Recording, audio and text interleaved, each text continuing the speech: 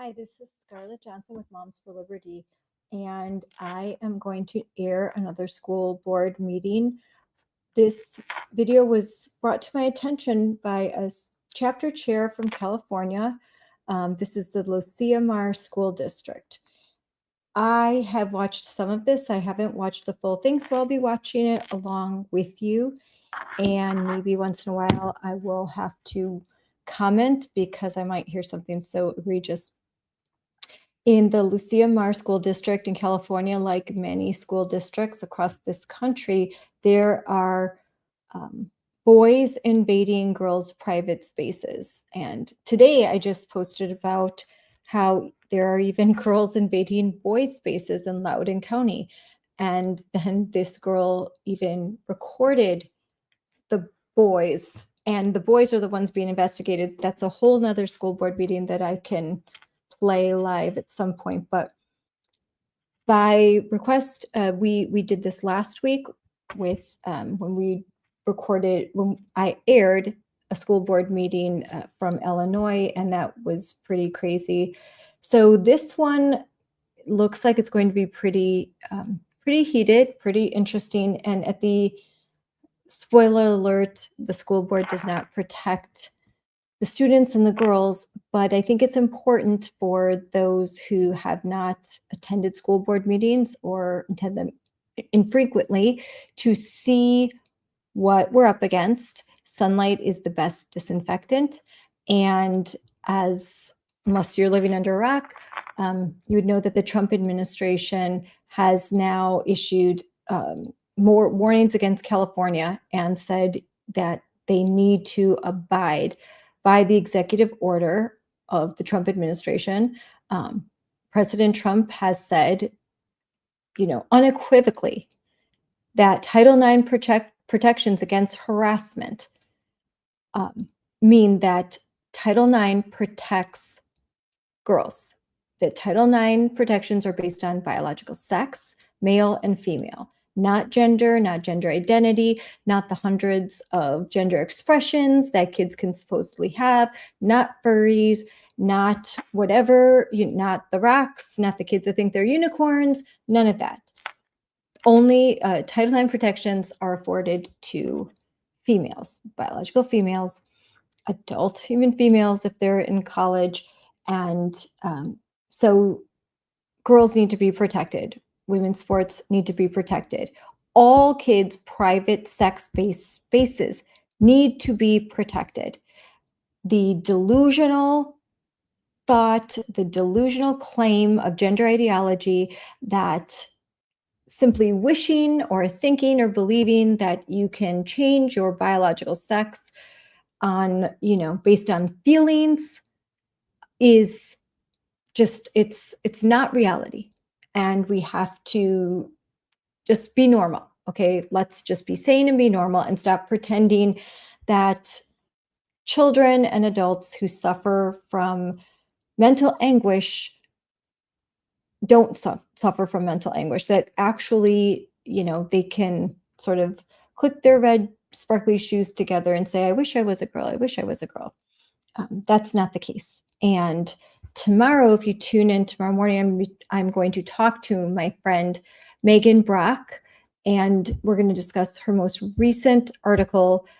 And again, we're going to dive into all the research that she has done that proves that WPATH standards are bogus, they're not based in science, and that what we're looking at as far as transgender medicine or gender affirming care is actually I believe, going to be one of the greatest crimes perpetuated against children and sanctioned by the state in modern human history. That this is pseudoscience, this is Dr. Jekyll, Mr. Hyde, Frankenstein sort of science. It's not real. And it's going to cause a great deal of harm. It already has. And so it's time to stop inflicting more harm, to try to help those who have been harmed, and to reject this, especially as Pride Month technically starts very soon. But you know what? something great, and there's some initiatives that Moms for Liberty have been working on. June doesn't have to be about Pride. June can be about something far, far better and far more real, far more sustaining. And stay tuned as you hear about that. But June 1st doesn't need to signify the celebration of Pride. And by that, now that means trans identities and all sorts of sexual deviancy now, celebrating, again, these kink and having drag queen shows for kids, all that stuff. Like, Pride is no longer about being tolerant of the gay and lesbian community. It is about forcing not just a celebration, not just tolerance, but actually to start to participate in this sort of weird gender ideology, transhumanism, like cult. So enough on my soapbox. Let's get to the school board meeting. Let's watch this, and you'll see that I'm right when I say that these people, it's like a cult, So let's watch. Performance. And then last but not least, Rotary Relays is this weekend on Saturday. Those relays actually, it's a full-blown track meet for our middle schools. And we're excited to host that and put that on. We look forward to seeing a good turnout there too. I'll keep this short because I know we have a lot in front of us today. Thank you. Thank you, Dr. Fawcett. And with that, we turn to the business of the district and items on tonight's agenda. Just a couple of reminders. For those that know, President Martin is not here tonight. She has an annual vacation that's always pre-planned this time of year. So she is enjoying Hawaii with her husband, and we look forward to her return at the next meeting. We do offer translation services, Spanish to English. So if anybody desires that, we have Ms. Hernandez here, who will be our translator for you. Just sort of identify yourself, and we'll come up. We'll do that translations. And then we have speaker cards that we talked about briefly. Yellow speaker cards. These are for items on tonight's agenda. And then we have the blue speaker cards for items not on the agenda, but within the purview of the business of the district. I'll talk more about those speaker cards when we get to that item at the end of the meeting. When you do come up, please state your name, where you reside, and which school your students attend, if they attend the school. And then just sort of some decorum reminders. Mrs. Martin always reads this at the top of the meetings. We have decorum, so we have security here tonight. Public comments are opportunities for members of the community to address the Board of Trustees in the meeting of the school board that is open to the public. Members of the public are encouraged to address the board concerning any item on the agenda or any item of interest within the subject matter jurisdiction of the board. Public comments are limited to 3 minutes with a maximum of 20 minutes for one subject matter under the discretion of the presiding officer, which this evening is me. The board will not take any action or have discussion on any item not appearing on the posted agenda, except as authorized by law. This is why the board does not respond during the public comment section of our agenda. It's not a time for public discussion. It's a time for us to take input and sort of give your testimony on items not on the agenda. The other thing that I'll notice, that because we're a learning organization, is because we're governed by the Brown Act, there's no ceding of time, right? As there might be with other governing bodies like the Coastal Commission, where one person can sort of, or multiple people can give their time to another person. So the bylaws and the Brown Act requires us to treat everybody the same. So that's why everybody is afforded the same amount of time, whether you use it or not. So you can't pass your time on to somebody else. So I just wanted to sort of put that out there as a learning opportunity. And the other thing is, again, it's not public discussion when we get there, right? It's for us to receive testimony. So we won't be in response to questions or comments, but we will take notes and sort of address them as we go along. The CMR is committed to fostering an inclusive, welcoming, and safe environment at our meetings and schools. We respect everyone's right to express their ideas and opinions. All remarks must be free from personal attacks, particularly those based on legally protected categories such as race, religion, disability, and sexual orientation. Our district is dedicated to serving and nurturing all our students, guiding them to become responsible, ethical, and productive members of society. To honor this mission, please make sure your comments avoid profanity, demonstrate tolerance towards differing viewpoints, and exhibit exemplary conduct. Our students are watching and learning from us at all times. Please be aware that any disturbance or intentional interruption of the meeting is not permissible by law. Excessive disruption by any individual or group may result in the board president revoking the individual or group's privilege to address the board. Disruptive participants may be warned and, if necessary, removed from the meeting.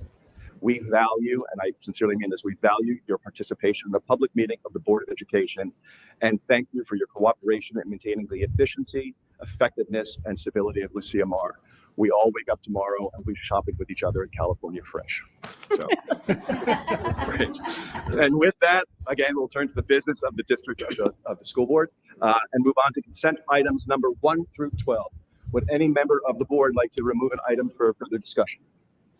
I'd like to pull item number 11. Would any other board member, we'll pull number 11. Would any other board member like to pull an item for further discussion? Seeing none, we'll take this. We're going to pull item 11. So we'll move to public comment for the consent items 1 through 10 and number 12. If any member of the public would like to comment on consent agenda items 1 through 10 or 12, please come up to this podium now. Seeing no movement, I'm going to close public comment. I'm going to bring it back to the board for comment on items 1 through 10 or 12. Seeing none, I'll entertain a motion for approval of consent calendar items 1 through 10 and 12. Move approval of consent calendar items 1 through 10 and 12. Great. And we have a motion by Santos and a second by Naomi Vernier. Roll call vote, please. Santos, Yes. Naomi Vernier, Yes. Fuller, Yes. Kendall, Yes. Paul, Okay, thank you. Which brings us to item number 11, Mr. Fuller. Yeah, I just thought this one was worth bringing up attention to. It's an item to bring on a new staff that could exceed $100,000. And I just thought it was worth discussion among the board. And I was going to ask Dr. Handy if she could, I'm trying to understand, well, first of all, so they can kind of hear what it is, but what is the goal of the person? What's the problem we're trying to solve first? The goal, what's the term of the contract? Is there a term to it? So yeah, I just thought it's worth everybody kind of hearing. Sure, I'll answer the term as it is now. When we create a job description, once the job description is within, our file of different job descriptions, it becomes available for basically in perpetuity. So once the job description is created and approved, we have that available should we ever desire to have that position. So in terms of the term, but I'm going to defer this to Mrs. Dixon, as this position, if approved by the board, will serve within her department, and so that she can speak more specifically to why we believe this position is needed and what that person would do. Thank you, Dr. Handy. It's my pleasure this evening to share some thoughts with you, Mr. Fuller. This position is focused on a new program that is available to every school district in the state of California starting next year, which is called attendance recovery. As everyone knows, we are always looking to increase our attendance and make sure students are in school every day, all the time. But of course, there's reasons that kids don't come to school. And what's unique about this particular opportunity with attendance recovery is that it is using funding from the Expanded Learning Opportunities program. Where we use that right now is really focused on our before and after school programs for students that need before and after school care, and then also for our awesome Summer Blast program that we do for TK through 8th students. High school summer school is its own different thing, uses different funding. So that Expanded Learning Opportunities program has been working really well for the last few years, and starting next year, we'll be able to leverage that funding to run the attendance recovery program. What this means is that any student who is absent for a maximum of 10 days, students can be absent for longer than that, but we can recoup attendance for those students for a maximum of 10 days by offering them before or after school tutoring by a certificated teacher. There are very specific rules on how many students can be served by an individual teacher in this modality of before and after school.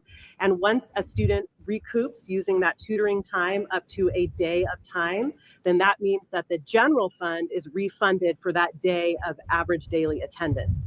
So what we really like about this opportunity is that we can use supplemental dollars that are really focused on only certain programs, and we can't use it for general fund expenses to recoup money for the general fund. But more importantly, we'll be able to have kids regaining lost instructional time for whatever reason they might be absent, and be able to come and do some tutoring on topics they might need help with from a certificated teacher.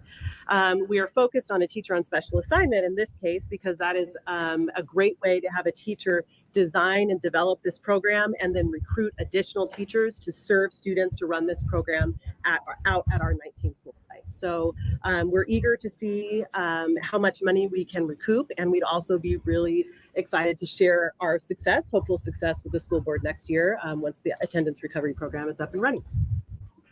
Thank you, Ms. Dixon. I mean, I love the idea. I mean, obviously we need to work on our attendance and stuff, but it'd be nice to have like an evaluation period in there should not be successful and we're not improving our attendance, ADA, that we could say it's not working, we're not going to keep spending the money. That's the one thing Absolutely. We'd be happy to bring back details to the board as we start to see how many students we're able to do this for, without a doubt. Any other questions from board members on item number 11? Seeing none, we'll go to the public for public comment on item number 11. If any member of the public would like to comment on consent calendar item number 11, now would be the time to do so. Seeing no movement in the boardroom, I'm going to close public comment and bring it back to the board for final comment deliberation. There's no other. Seeing none, yep, I'll entertain a motion. Approval of item 11, approval of certificated job description, teacher on special assignment. Motion by Santos, second by Candell. Roll call vote, please. Santos, Yes. yes. Tom, Yes. Naomi Bernier, Yes. Fuller, Yes. Stewart. Aye. Thank you. Motion Thank you. passes. Motion passes 6-0, which brings us to reports and presentations, resolutions and proclamations. I forgot to mention, if any member of the public needs a speaker card because we're so crowded tonight, if you want to put your hand up, we've got the security guards. They have speaker cards in the back. They'll be happy to sort of pass one out, either yellow for items on the agenda. We need one over here. Or blue for items not on the agenda, but within the purview of the business of the district. And then you can funnel it back and they'll make sure we get it up here. So we'll move to item number 13. Report approval authorization to utilize state match funding for Oceano Elementary Track Project. Mr. Eichberger. Thank you, President Stewart, or Acting President Stewart. This evening, I have Principal Herrera from Oceano Elementary here with me this evening. And back in March of 2024, we discussed a potential fundraising effort that the community wanted to take to provide a walking track at Oceano Elementary. And to date, I wanted to bring a report back that local residents have done a fantastic job. And between grants and fundraising, we have raised $80,862.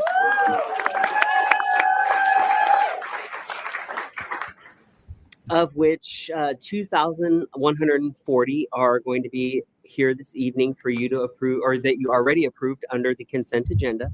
And ultimately, this project has a slightly different amount, if you will, because we're not quite sure the full scope of the cost, because the district wants to be able to perform a fair amount of the work in-house, meaning our facilities maintenance and operation department is going to remove old grass where the track is going to be laid, as well as reroute sprinklers and do as much of the prep work as possible to reduce the overall cost of the project, which the main amount is going to be the curving on both sides, inside, outside of the track.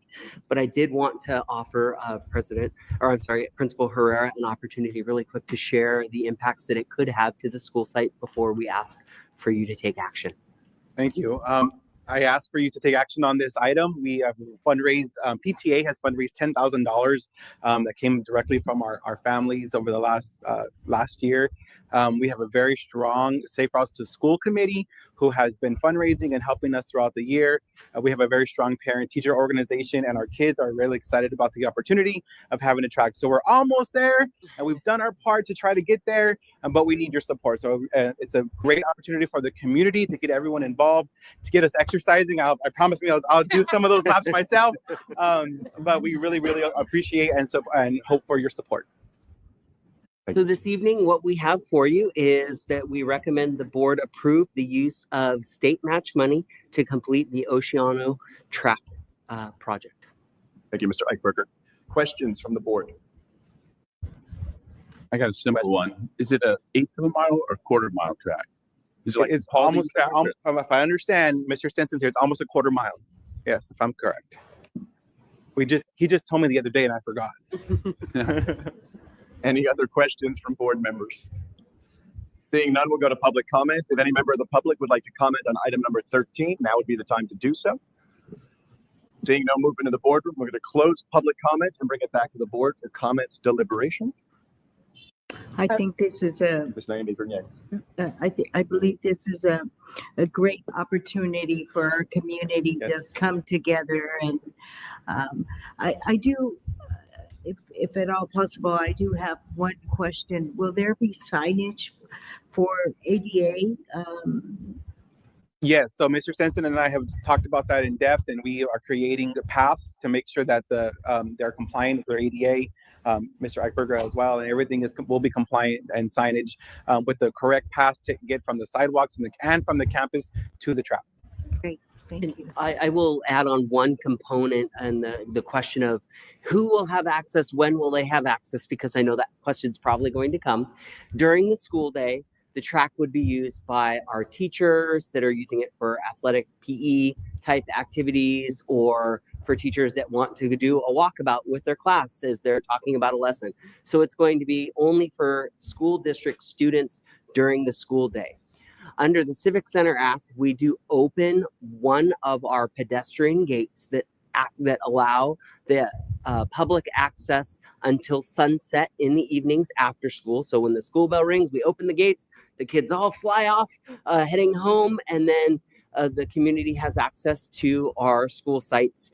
And then on the weekends, those are open during the school day. So with Oceano, because we don't have the full community sidewalks, this will provide a safe walking place for the community on the weekends that they would have access to. Mr. Eichberger. Nice. Any other? Ms. Santos.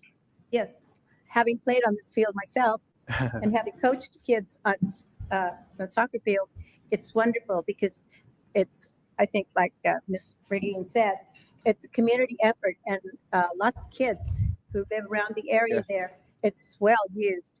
So I applaud you for bringing this forward. Thank you. Thank you. Any other comments from board members? I'll concur. I mean, it's just a great way for us to support our students, really connect and support the community, the Oceano community. And it's just great that we're not using our dollars, right? That we're using state match. So State to match just dollars, yes. maximize what the benefits.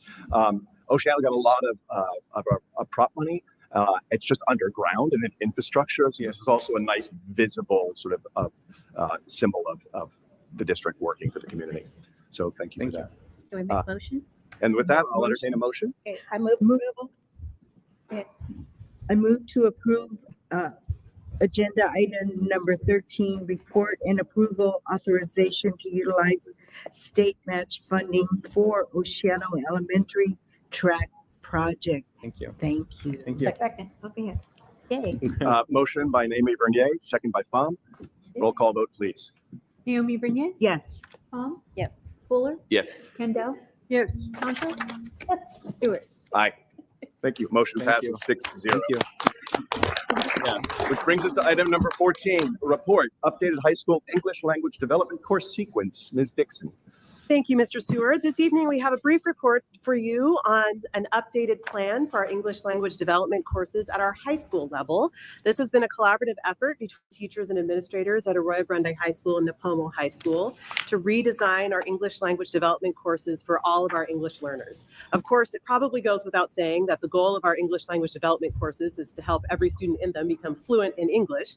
And we continue to look at best practices in the newest research and around the state, and have realized that by realigning some of our existing courses, we can better offer different course progressions for our students to be more successful in that acquisition of English.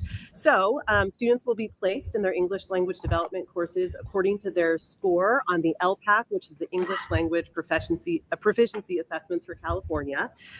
They have a variety of scores, 1 through 4. The higher a student gets, the closer they become to showing that they are ready to reclassify as fluent English proficient. So staff will analyze student performance and place them in an ELD course, and then newly titled but existing courses, which are called academic language development courses, that will focus more on all of the language tools that we need to access school, while English language development is focused very specifically on the English language itself. So we're really excited about this. This has definitely been a grassroots effort from our school staff at our 2 large comprehensive high schools that have big ELD programs in both cases. And we're pleased to share this report with you this evening. I'd be happy to answer any questions that you might have. Thank you, Ms. Dixon. Questions from board members? Questions for Ms. Dixon on item number 14? Seeing none, we'll go to public comment. If any member of the public would like to comment on item number 14, now would be the time to do so. Seeing no movement in the boardroom, I'm going to close public comment and bring it back to the board for comment and deliberation. Ms. Pham. I just find English as a very important tool. As a refugee to the United States in 1975, English was a priority in my family. We spoke our language at home, but outside we emphasized English, grammar, and I'm glad that we're going back to phonics because that's how I learned English. Thank you, Ms. Pham. Any other comments from board members? Seeing none, this is a report only. Thank you for bringing it forward, Ms. Dixon. And we will move on to items scheduled for discussion, possible action. Item number 15, approval, add service with Finney Architects to include wrestling room and physical education, physical fitness classroom as part of new classroom building at Napomo High School, project number 5102 out of State Match Fund 40. Mr. Eichberger. Thank you. As with all of our projects, when we have a larger scope, there is a check-in phase that occurs with the school administration and site staff.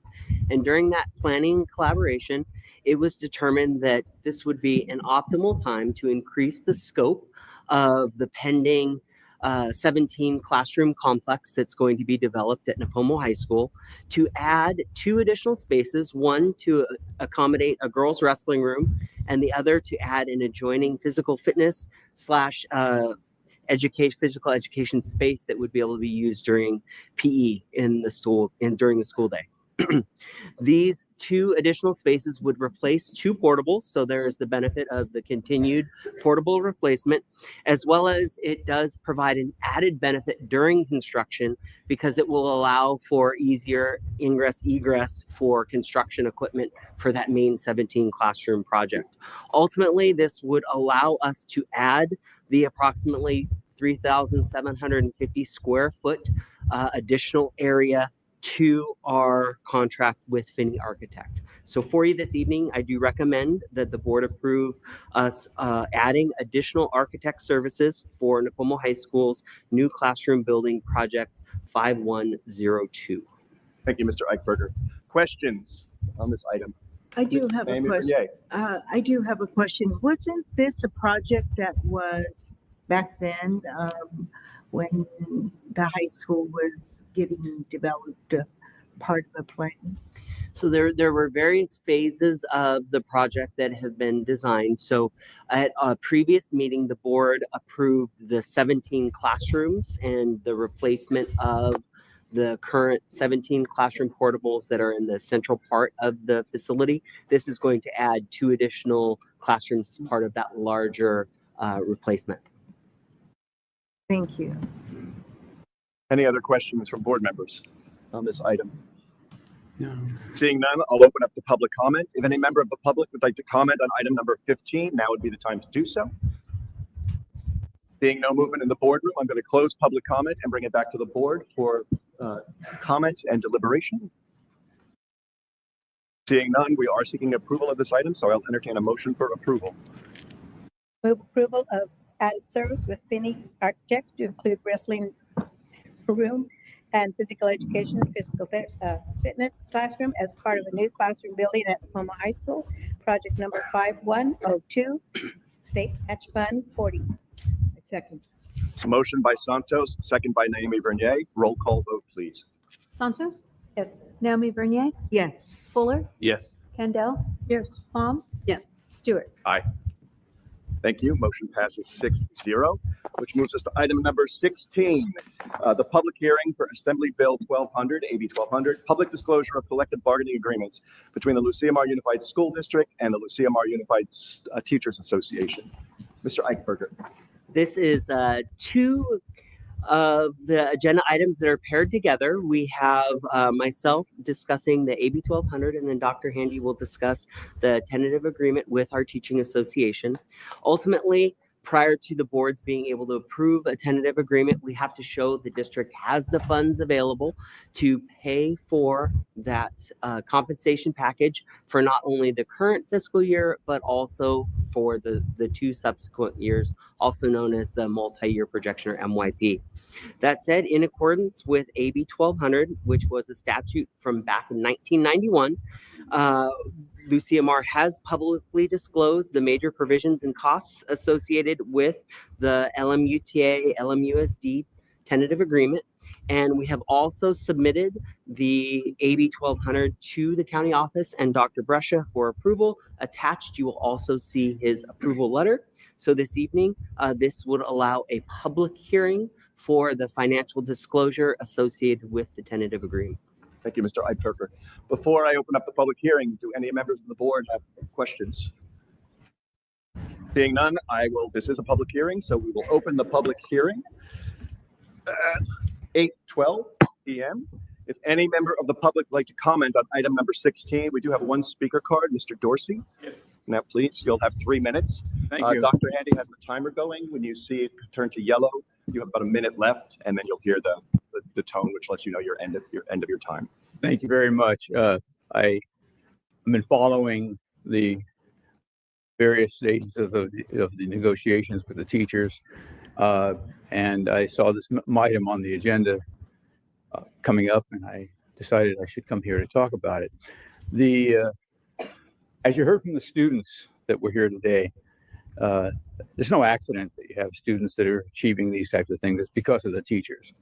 And perhaps it's no accident that it's almost like having Taco Tuesday on Cinco de Mayo, that we have Teacher Appreciation Week while this comes up.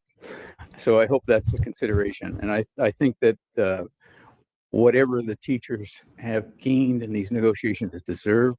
The teachers of our district are just phenomenal in what they have produced.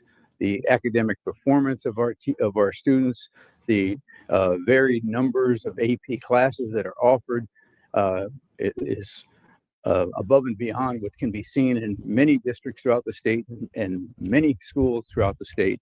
It's just a tremendous program that we have, and I think that this is really deserved, and it shows that the teachers in our school care for each and every student and are fair to each and every student, and make sure that all of our students have the opportunity. And that's what's important. And the work of this board is reflected in those teachers. And I appreciate the work of this board. And I don't think this board should take flack from people who don't understand what's really going on in the classroom, because that's where the product is, and that's what's really happening. I spend time as a volunteer with students in this school. The students are in Rio Grande High School particularly, and I've done that for 25 plus years. And I am always amazed at the abilities of our students and the results of the dedication of the teachers, the number of teachers that are around. After the bell rings, you don't see them all rushing out to the parking lot. There's teachers that are there to help our students and they deserve every bit of consideration that this board can give them in this issue. So thank you very much for the opportunity to talk to you today. And again, I appreciate this board too. Thank you. Thank you, Mr. Dorsey. Would any other member of the public like to comment at this public hearing on item number 16? Now would be the time to come to the podium. Seeing none, I'm going to close the public hearing at 8:15 p.m. and move on to item number 17. Approval, tentative agreement between the Lucia Unified School District and the Lucia Unified Teachers Association dated April 8th, 2025. Dr. Handy. Thank you, Vice President Stewart. The Lucia Unified School District and the Lucia Unified Teachers Association reached a tentative agreement on April 8th, 2025, after meeting for 6 sessions this year. The Chief Negotiator for LMUTA is Mr. King, who's joining us, and I serve as the Chief Negotiator for the district. The tentative agreement was ratified by LMUTA membership on April 17th. And the full tentative agreement is attached to this board memo, but I'll highlight some of the results of the summary as outlined in the main memo. In Article 6, hours of work, LMUTA and the district agreed to form joint committees one, to examine equitable schedules for students and teachers across the district, and the other to identify challenge and propose solutions related to special education, case management, and assessments.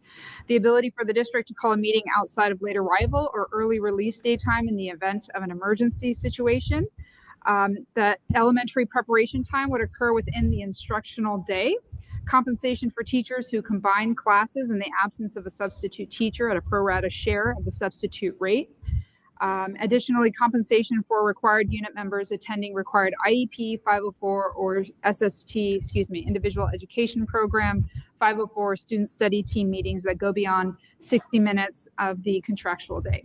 In Article 9, with class sizes at Pacific View Academy, any teacher who is assigned a weekly block to proctor exams will have their student ratio reduced by 1 student per weekly block. In Article 10, evaluation procedures, the language itself hasn't been updated, but our evaluation tool that we use has been updated to reflect the updated California standards for the teaching profession. That happened last year with CDE. And Article 14, salaries. This is kind of the most hot topic item that people tend to notice, but increasing salaries by 2% retroactive to July 1, 2024. Increasing the service credit for new hires by 1 year to include a maximum of 16 years. So those wishing to work on this incredible team, if you have experience in another district, you get credit for 16 of those years. And advancement on the salary schedule for members who work at least 67% of the days in a regular school year. The term of this agreement is through June 30th, 2025 this year. We also agreed to non-substantive changes throughout the Sunshine articles to update language and to correct formatting for ease of use and understanding by all members who use the tool. And as Mr. Eichberger highlighted, the tentative agreement has been approved by the county superintendent, Dr. Brescia, through the AB 1200 process. So it is recommended, please, board, to approve the tentative agreement between the Lucia Unified Teachers Association and the Lucia Unified School District dated April 8, 2025. Dr. Handy. And even though we had the public hearing, every agenda item is allowed for questions from the board, public comment, and then deliberation before we vote. So I'll open up to item number 17. Are there any questions from board members? Seeing none, I'll open up public comment. Again, we've had the public hearing, but there's still an opportunity to offer public comment on agenda item number 17. Seeing none, I'm going to close public comment and bring it back to the board for deliberation. Comment? Seeing none, I'll entertain a motion for approval. I'll move to approval of the tentative agreement between the Lucia Unified School District and the Lucia Unified Teachers Association dated April 8, 2025. I second. Thank you. Motion by Candell, second by Naomi Vernier.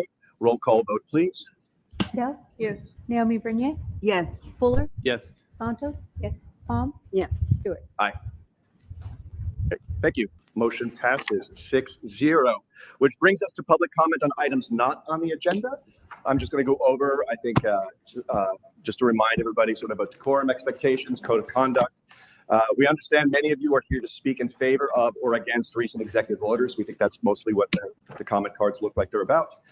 These orders have prompted important discussions within our community about issues that impact our schools. As a local school board, our responsibility is to implement both federal and state laws, and we cannot create any policies that conflict with these laws. Laws are created both at the federal and state levels by the United States Congress and the California legislature and are beyond the board's authority.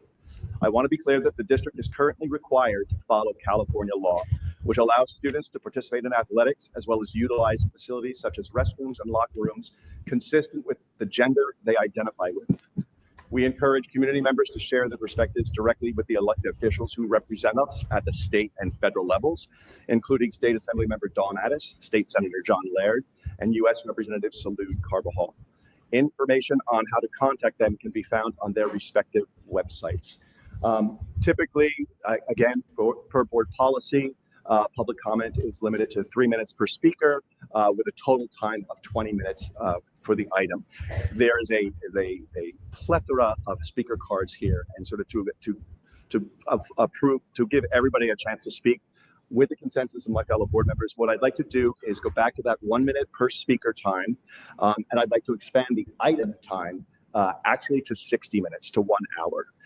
And then I'll come back to the board at 60 minutes to see where we are, how many speaker cards are left, and to see if we're going to continue. The board, we also have a board policy that we have a hard stop at 10 p.m. unless there's a unanimous vote for the board to continue.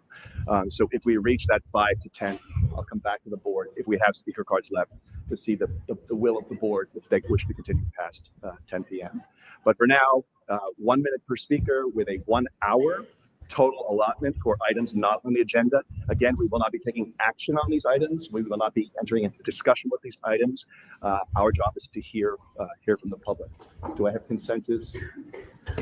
Begin with that. Great. The other thing I'll let you know is we tried our best, Ms. Candell and I, to sort of get a sense of where people are, because we also have a board policy to try to present as balanced opinions as possible. If two people speak in a row on the same, it's just a human error. So please forgive us. That'll probably mean that two other speakers down the road will speak as well. But we're trying to get everybody's opinions up at the podium, as well as presenting sort of balanced as best we can topics on the item. With that, we'll call the first 5 people to line up, and then. I think we have everybody, Dr. Fawcett, everybody who wants to be in the boardroom is in the boardroom, correct? Yeah, that was the case outside. earlier, but let's just get confirmation from security on that. Great. Yeah. Can we get just confirmation? I just saw them walk Just because if they're not in the room, we want to make sure we get if their name is outside. We want to. I see open seats in the hallway, so it's safe to assume. Great, we'll make that assumption. You will hear Dr. Handy again is our timekeeper. At 30 seconds, you'll see the stoplight, the colors go from green to amber. That means you have 30 seconds to finish your testimony. Once you hit the 1 minute mark, you'll hear an alarm that lets you know that you're at time. Please be respectful to the other voices in the room and make sure that and sort of finish your comment at that 1 minute mark. So we will start with Lily Norcross, followed by Celeste Weiss, followed by, forgive me if I can't read your headlining, I think it's Rachel Thiessen, followed by Trevor Norcross, followed by Stephen Dorsey. So Lily, if you'd like to come up, and you'll have 1 minute. And the timer will start as soon as you start speaking. Great. Hello, I'm the transgender athlete who was ruthlessly slandered at the last school board meeting. I'm choosing to remain anonymous today for my own safety. I'm not only here to rebuild my tarnished reputation, but also to demand that the LMUSD school district take real and immediate action to protect queer students from harassment we face every day. As a transgender student, I've been threatened and harassed on a near weekly basis. My safety has been compromised multiple times, and yet the students responsible rarely face consequences due to deeply flawed district policies. Worse still, the danger doesn't only come from other students. It comes from adults in this very community. Individuals like Shannon Kessler, Gaia Powell, and Mike Fuller are using their platforms to spread harmful misinformation and hateful rhetoric. They're even involving members of the track team, handing them scripts designed to dehumanize and intimidate queer youth. This is not just a policy issue. It is a matter of basic human rights. I'm demanding that the LMUSD school district stop standing by as the human rights of transgender people are being threatened. You must act now. Thank you, Lily. Celeste?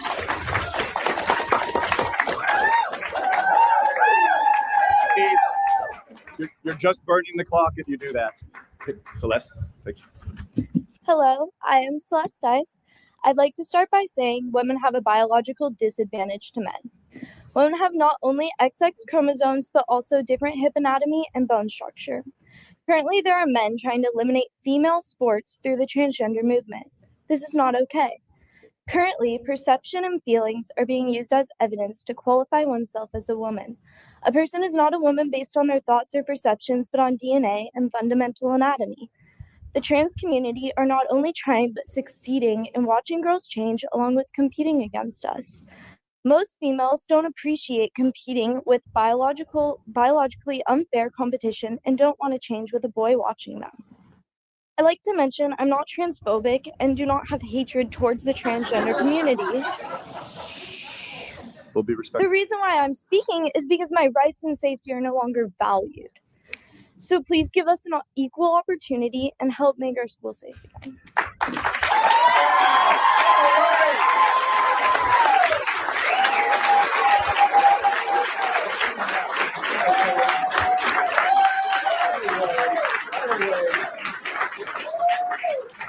Again, you're just burning the clock if you keep disrupting the meeting that way. So that's why I've asked for the ASL, just so we can keep going and we keep getting to public comment. Trevor Norcross. A serious accusation has been made against our child at the last board meeting.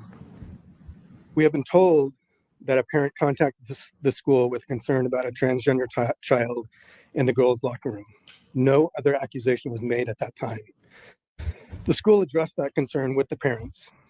As you can see, the story has grown since then and packaged by Shannon for maximum media attention. Tagging right-wing media influencers in social media posts to push it to the national level with no concern for the safety of any minor involved. It's entirely inappropriate and dangerous to try to litigate this in public. We fear that what we don't understand and are taught to fear. That colors our perception of reality. The courageous are the ones that seek to understand, like the other girls in our child's PE class last year, that talked to her directly with their concerns and realized that she was not a threat. Our child is kind, thoughtful, and funny. She deserves to be treated like any other student. She's not a political issue. She's a person. Thank you, Mr. Norcross. Next up is Stephen Dorsey, followed by Hillary Norcross, followed by Steve Carr, followed by Brady Goodell. 25 years I've volunteered in this school. I have one rule when I'm working with students. Nobody hurts one of my students. What's happening now is a bunch of people are trying to hurt one student who just wants to participate in track, one student who has a situation in their life that is really not something that they're making a decision based upon a competitive advantage or anything of that sort. There have been students in this school with various different conditions that have always been taken care of, whether they're medical conditions or psychological conditions or psychiatric conditions. I have worked with autistic students in this school, fantastic students.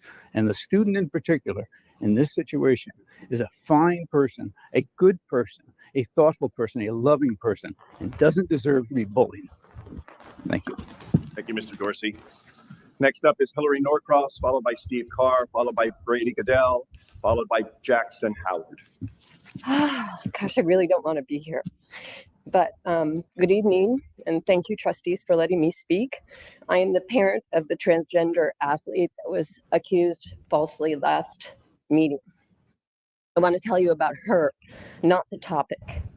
At her first track meet in the 2023-24 season, she sat alone with her team in another area because they didn't know her. They didn't know her motives. They didn't know her identity. They didn't know why she was there. But over time, I watched that trust grow because when you get to know her, when you get to know the person, you see she's not trying to win at someone else's expense. She's just trying to belong, to be part of a team. She isn't faster or stronger than her teammates. She gets beat all the time, sadly, but she cheers the loudest for the girls that beat her. And in the locker room, she's first in, first out. And the attendant can attest to that. She has respect for privacies and because she has values too. To the coaches, students, administrators, and board members who have stood by all kids, thank you. You not only show it with compassion, you follow California's Title X protections, which have supported transgender students for over a decade. Some may believe executive override that, but ignoring state law would do far more damage to funding and to students. Track isn't just a sport for my daughter, it's a lifeline. That support makes it possible. Thank you, Ms. Norcross.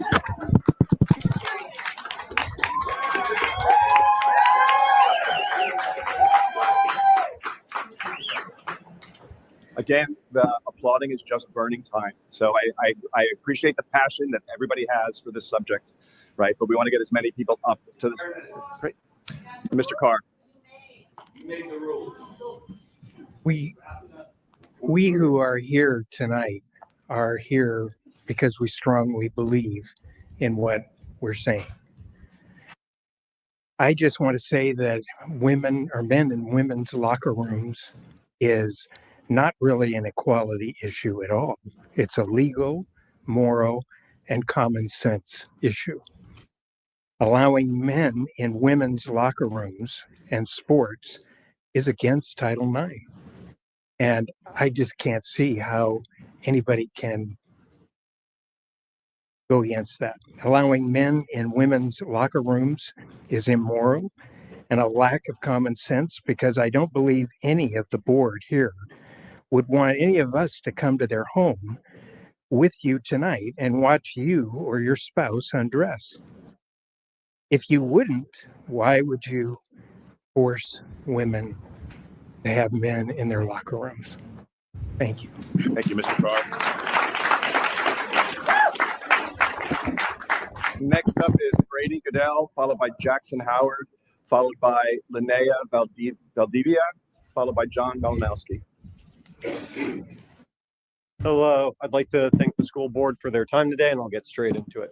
My name is Brady Goodell. I'm a special education teacher at Napomo High School, and I'm also transgender. I use they, them pronouns and currently taking HRT.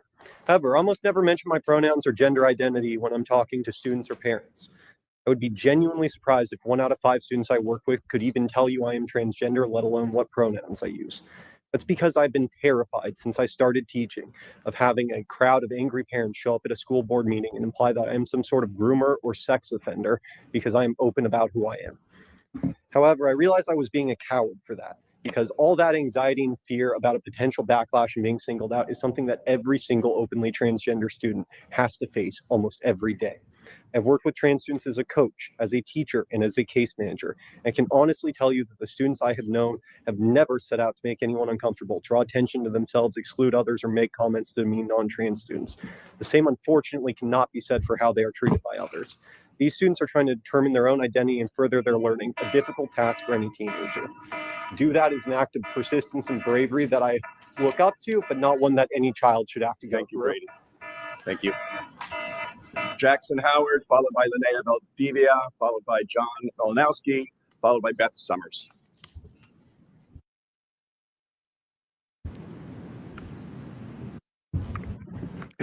Hello, members of the school board. I'm Jackson Howard, and I go to Central Coast New Tech High. I used to go to Paulding Middle School, and I used to know Lily Narcross as a friend. We used to go to PE together, and we would all practice on the track. However, when I got to Napomo High School, I entered track, and I went to a AG versus Napomo High meet, where the girls team was participating against the AG girls team. I had seen that there was an unfair advantage against my teammates. Even the female teammates were being they were not able to get the advantages that they should be able to have equalities.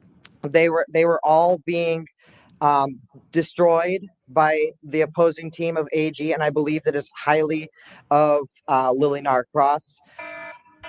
And Thank you, Jackson.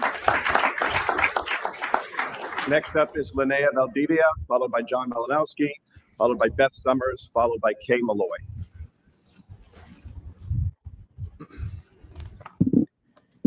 Good evening, trustees. My name is Linnea Valdivia. I'm a parent of 3 boys and a proud and active community member.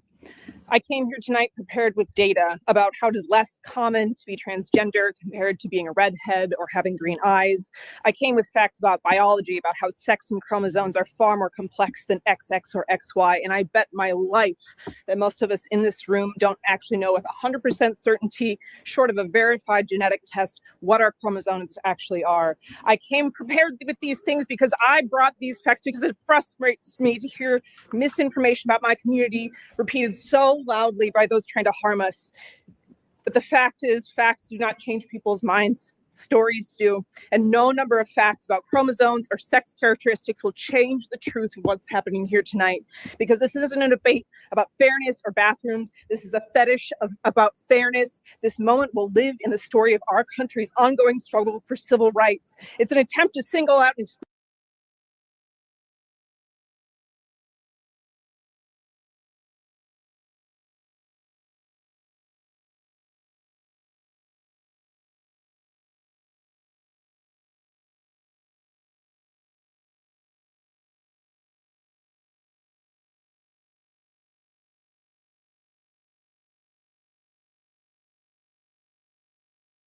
include one young girl because she is transgender. You all have a legal responsibility as elected members of the community. I urge you take an active stand on the side of civil rights. Thank you. Thank you, Ms. Felder.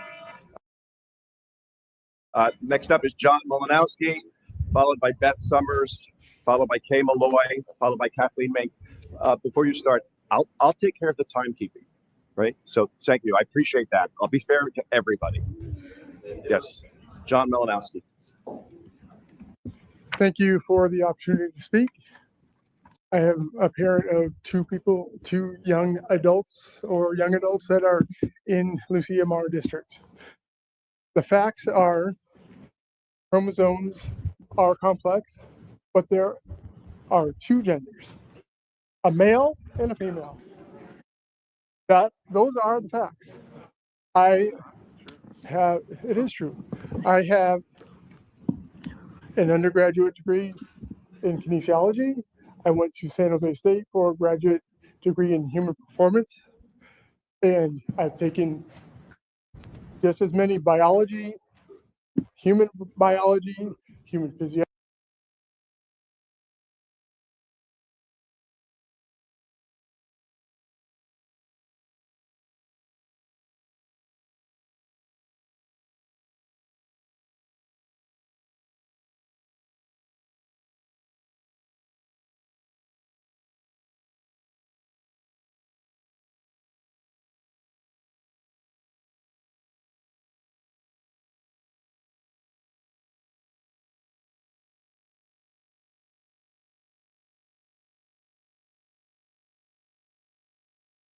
Theology classes that during my time in college, I never heard of any of this nonsense that's going on. This is.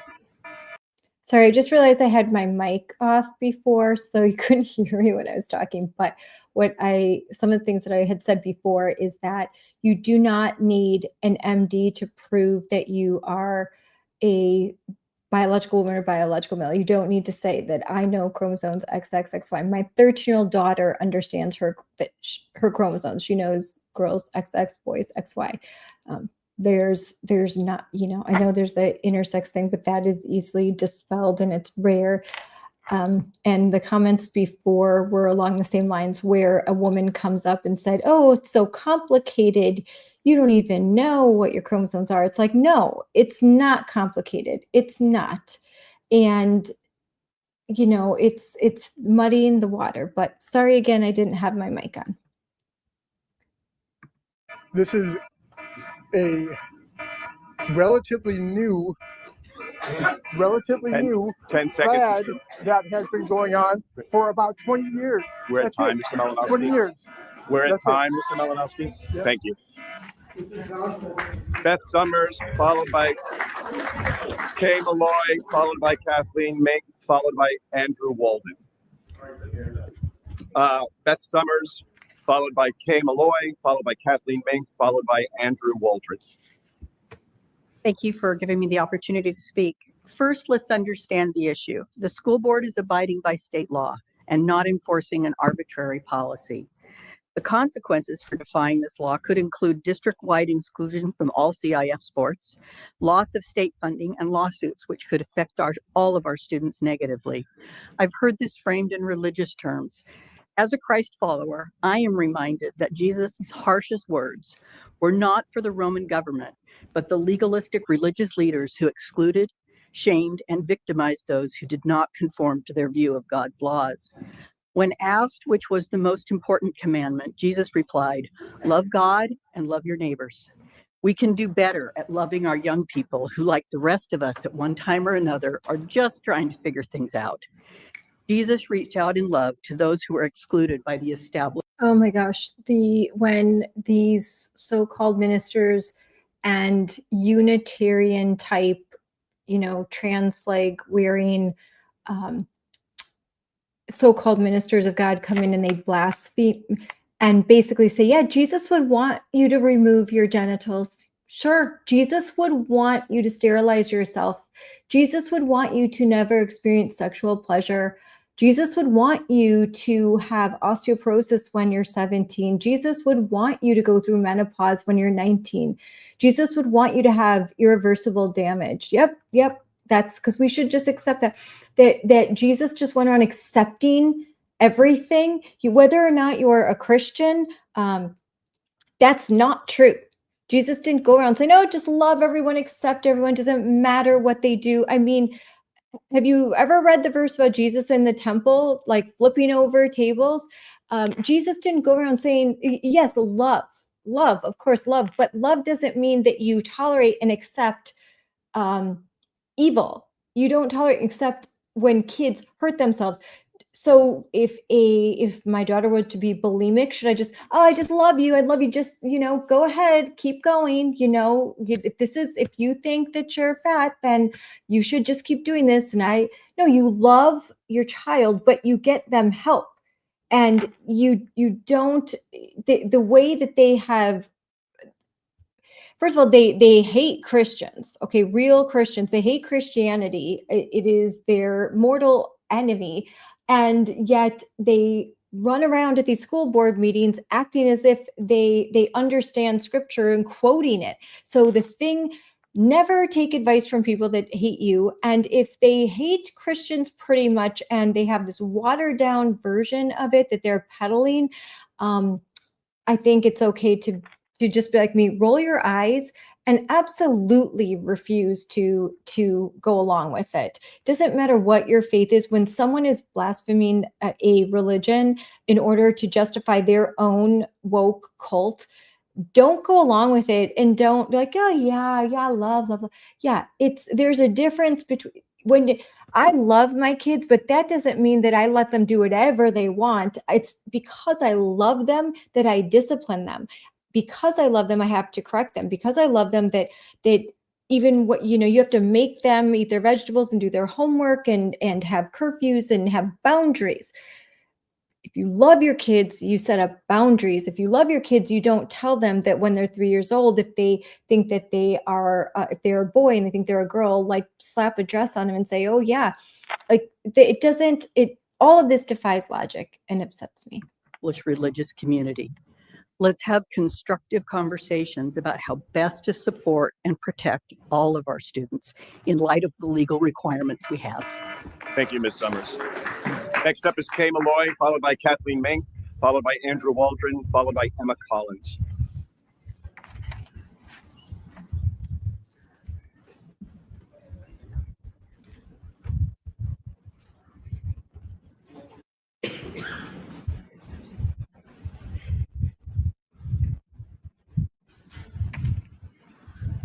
thank you for an opportunity to talk.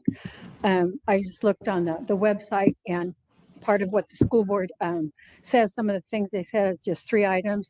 I'll make them short. You guys set direction for the district, accountability to the public of the performance, and also your leadership and advocacy on the behalf of the students. So in that light of that, I'm not going to talk XXXY, any of that. I'm just going to say, President, executive orders. No, it's not law, but it's an executive order. And he said, if the school districts, and this is one of the biggest school districts that I know of, that has what, 11 schools, I believe it is.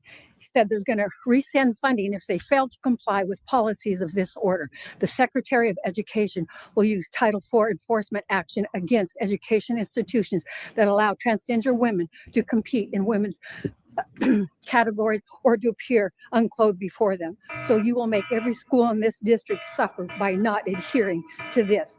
They will take away the funding. Every student will need a thing for a special teacher to get Thank you, Ms. kids Malloy. in school.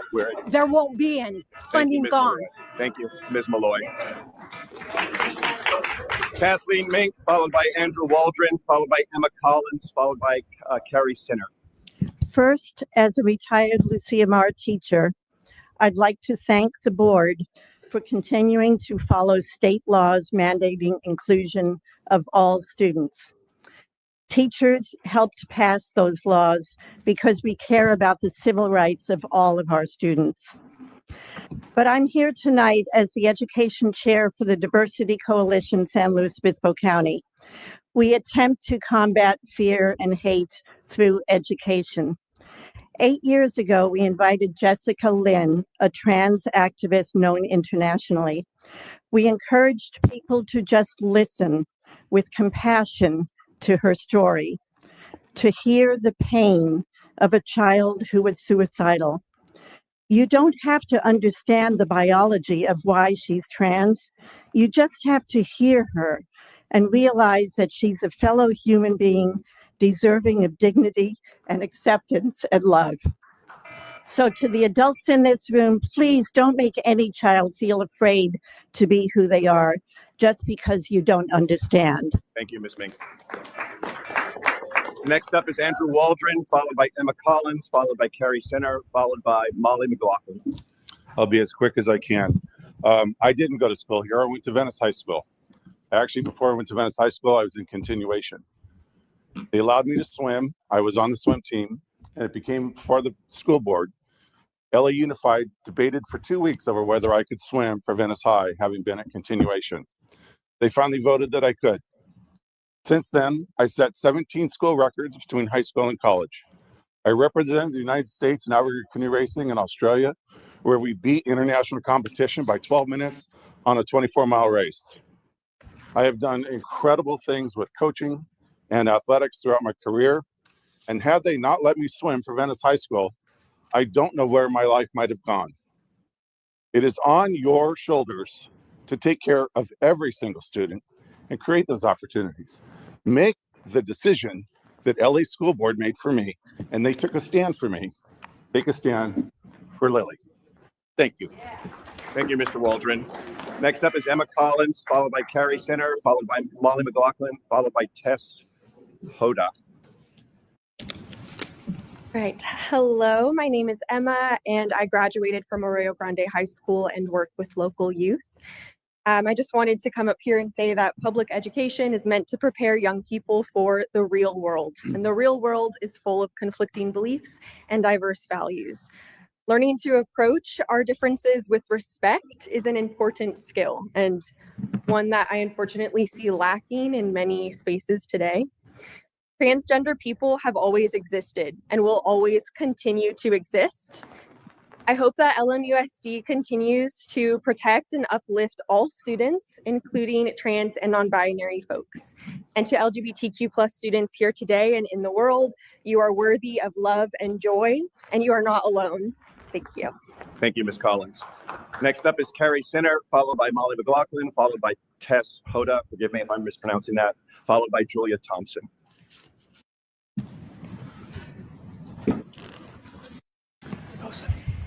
Before I begin my comments, I would like to start by saying that I am not here because of religion.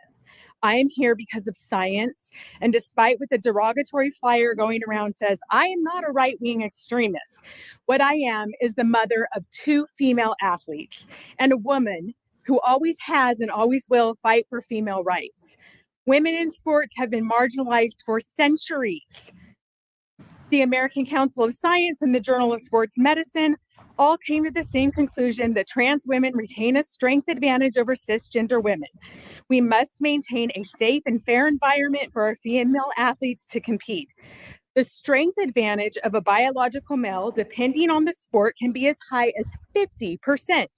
And while I'm a believer that hard work works, and I have instilled that in my children, no amount of hard work can allow my daughter to serve a volleyball or throw a baseball 50% harder.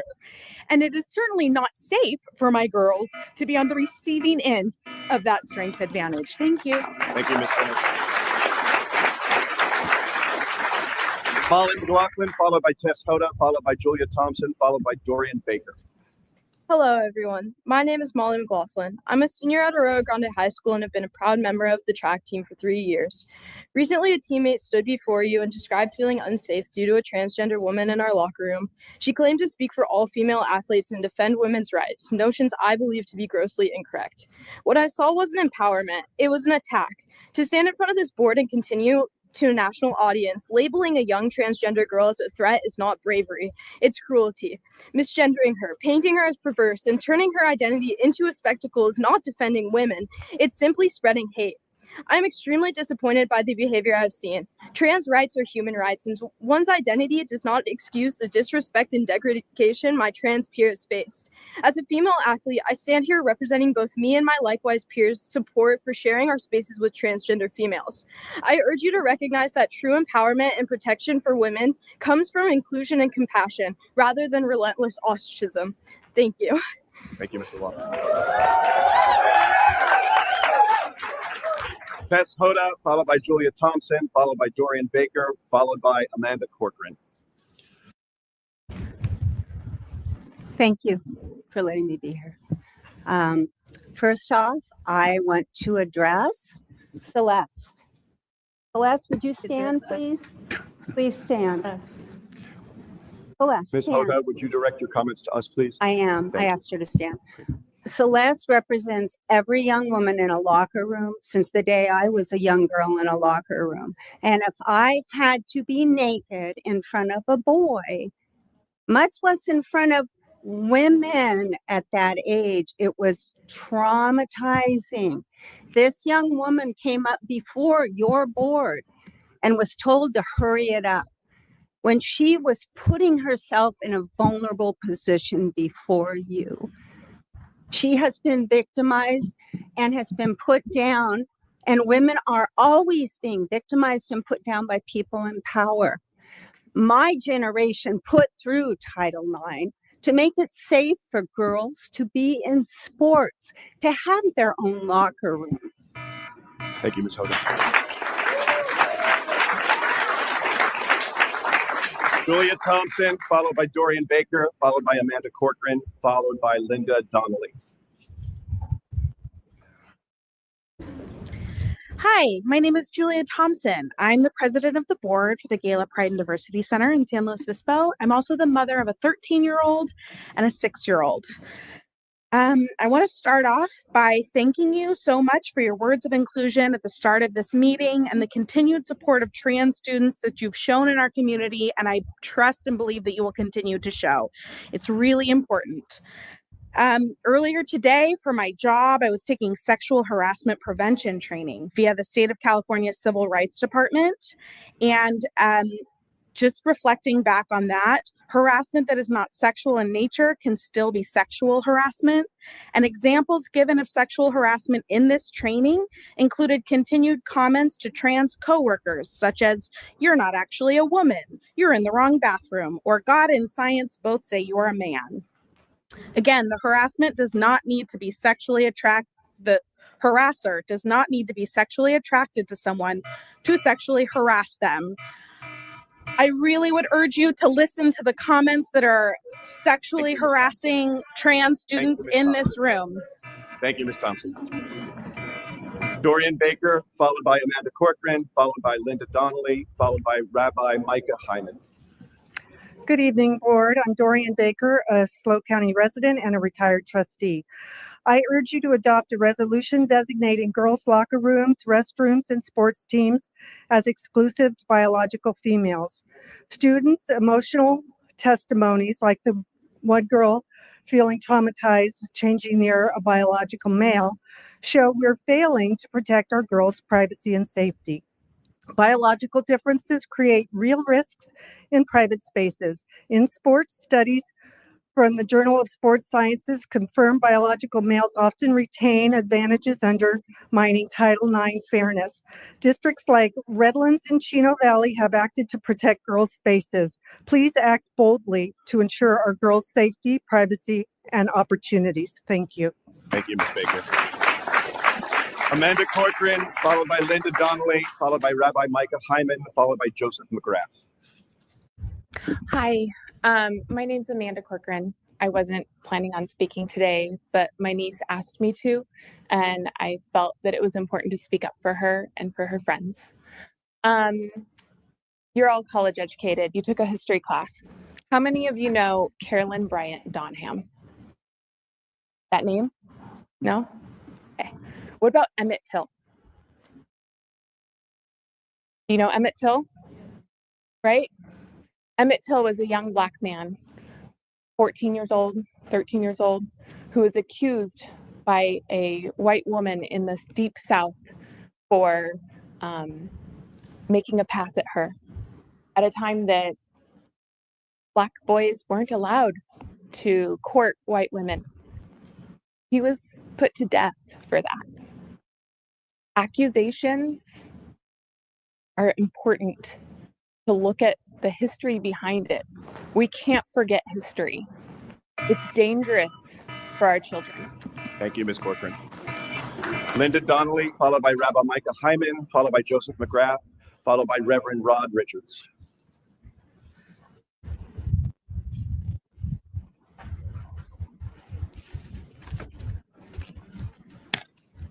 Good evening. I'm here because I have a stake in this. My granddaughter is going to Rio Grande High School.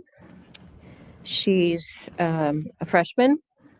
And when I heard about the young lady who spoke the last time I guess this meeting was, about her rights feeling violated in the locker room, it made me start to think, well, why can't there be special accommodations for the person that is transgender? Why does this inclusion have to be there in the girls' locker room?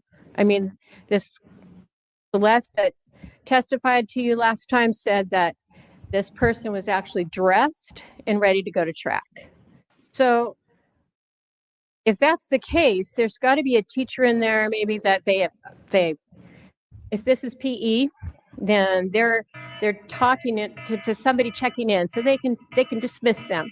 But I think there should be accommodations other than the women's locker room. Thank you. Thank you. Rabbi Micah Hyman, followed by Joseph McGrath, followed by Reverend Rod Richards, followed by Reverend Greta Ronigan. Good evening, everyone. I'm the rabbi of Congregation Beth Shalom of San Luis Obispo. I have congregants here in this high school serving throughout this area. I want to thank you for upholding the law. It's the law, Title IX. And I want to say that not only should we engage and challenge all students, we need to protect them. And this is a protection. It's a matter not only of faith, it's faith in our Constitution and faith in our state law. We need to protect. We exist. People of all types exist. Why? To prove that we can achieve our full potential in our own ways. That's what public education is about. You have every right to teach your Torah, your Bible, the way you do in your churches. But in my public school, I want to feel safe and protected regardless of my religion, gender, or sexual orientation. I thank you so much. Thank you, Rabbi.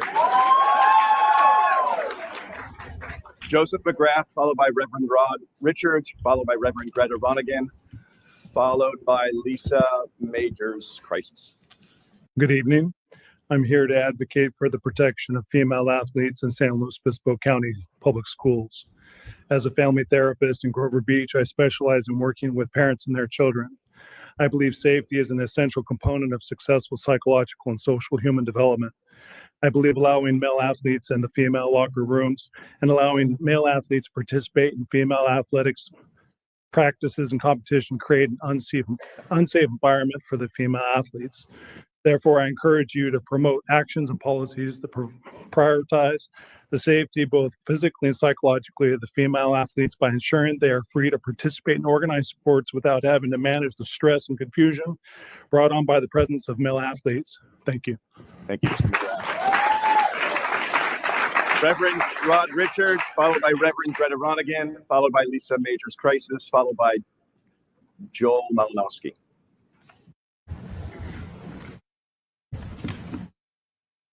Hello, everybody. I am Reverend Rod Richards from Unitarian Universalist San Luis Obispo. My congregation affirms the inherent worth and dignity of each person as a core principle. And in so doing, we affirm, accept, and celebrate trans lives. And we are talking about, when we're talking about trans people, we're not talking about people pretending to be something they're not, but people who are doing their best to be who they are against sometimes horrible odds in this culture.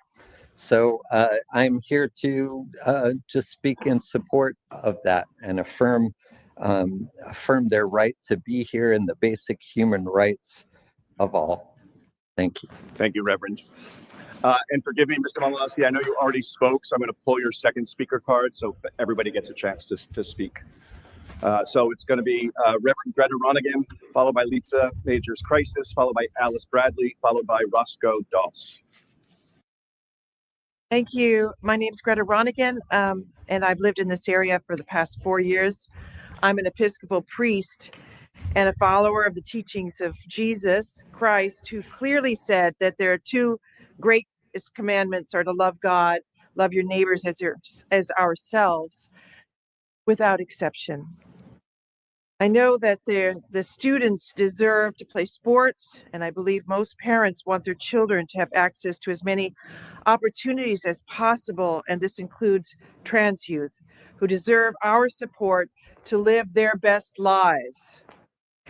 It seems to me that maybe a form of restorative justice could be implemented for the youth involved in this, that maybe the school could bring a trained facilitator, create an opportunity for the women involved to speak with one another in a safe and respectful way.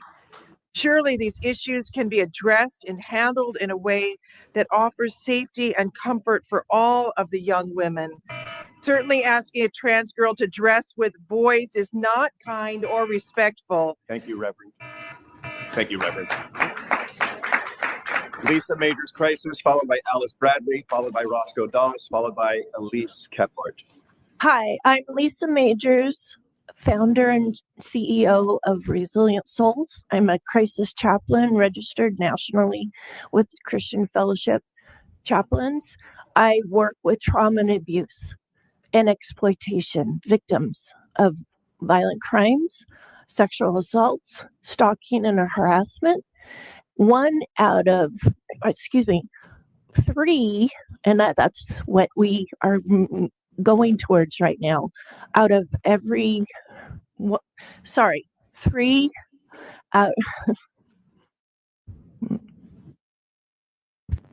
One out of every 3 girls are being sexually assaulted, harassed, or stalked. And by age 18, they've been sexually assaulted. That's 1 out of every 3. So you're talking about women, girls that are being victimized again by seeing a male that they don't feel safe and secure. That's what we're dealing with, safe and secure. Thank you, Ms. Majors. Alice Bradley, followed by Roscoe Doss, followed by Elise Keplart, followed by Nat McDonald.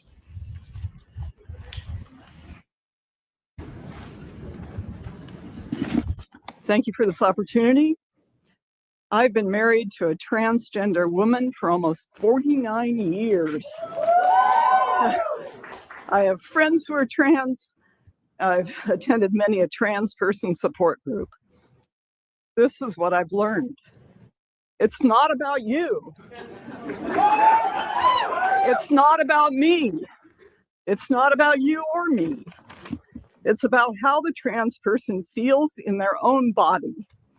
It is profoundly uncomfortable for them to go through this world living a lie.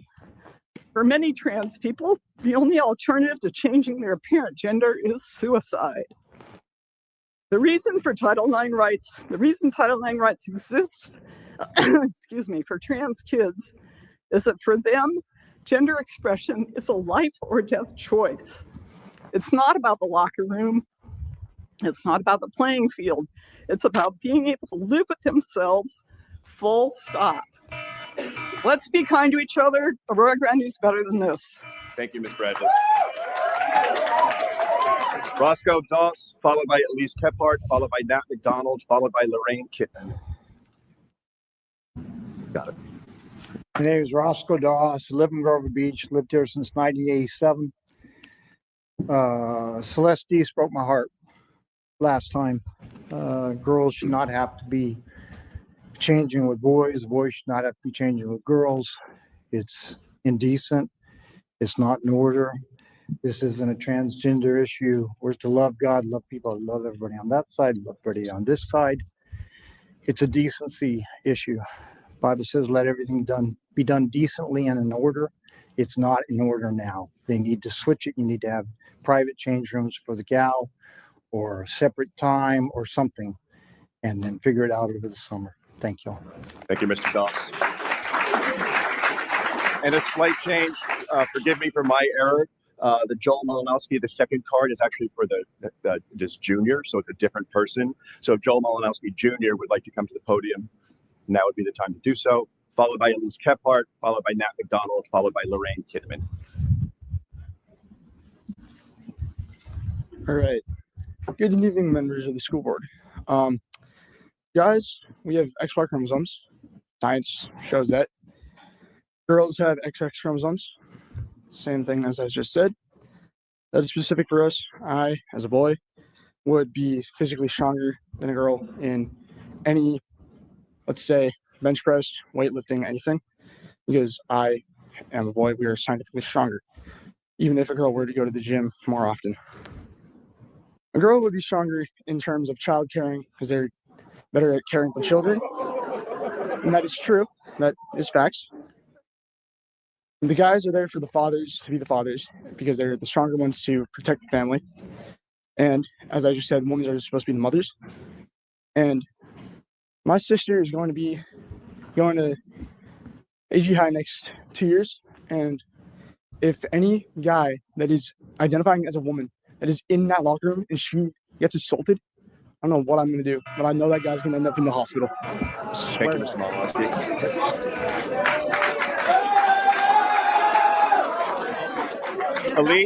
Elise Kephart, followed by Nat McDonald, followed by Lorraine Kittman, followed by Morgan Raridan. Hi, good evening. My name is Elise Kephart, and I stand before you not just as a community member, but I was raised here right in Napomo, right in Central Coast. I actually did my entire schooling through the Lucia Mar from preschool. And it was before Napomo was cool enough to have a second exit or its own high school. So I graduated right here from AGHS. And now it's 2025, and I'm a mother to two daughters who also attend school in this district. One of them is a special needs child and thrives well in your special needs program. Wrap it up. We all heard it. We all saw it. That's what she was told when she was up here. And let me tell you something. When our daughters come to us and they're crying and when they feel unsafe or violated, we don't tell them to wrap it up. We listen. We protect. And I expect nothing less from the people elected to serve our children in these schools. For those saying to be kind and loving for everybody, somehow I came here tonight and I see a political stunt. And this shouldn't be about left or right. This is about safety, dignity, and the mental health of our daughters, including mine. Thank you, Ms. Kephart. When a young girl says she's Ms. traumatized, Kephart, it's we're our at duties time. to respond with compassion, not Ms. dismissal. Kephart, we're at time. Yes. Ms. Kephart, we're at time. Okay. Thank you.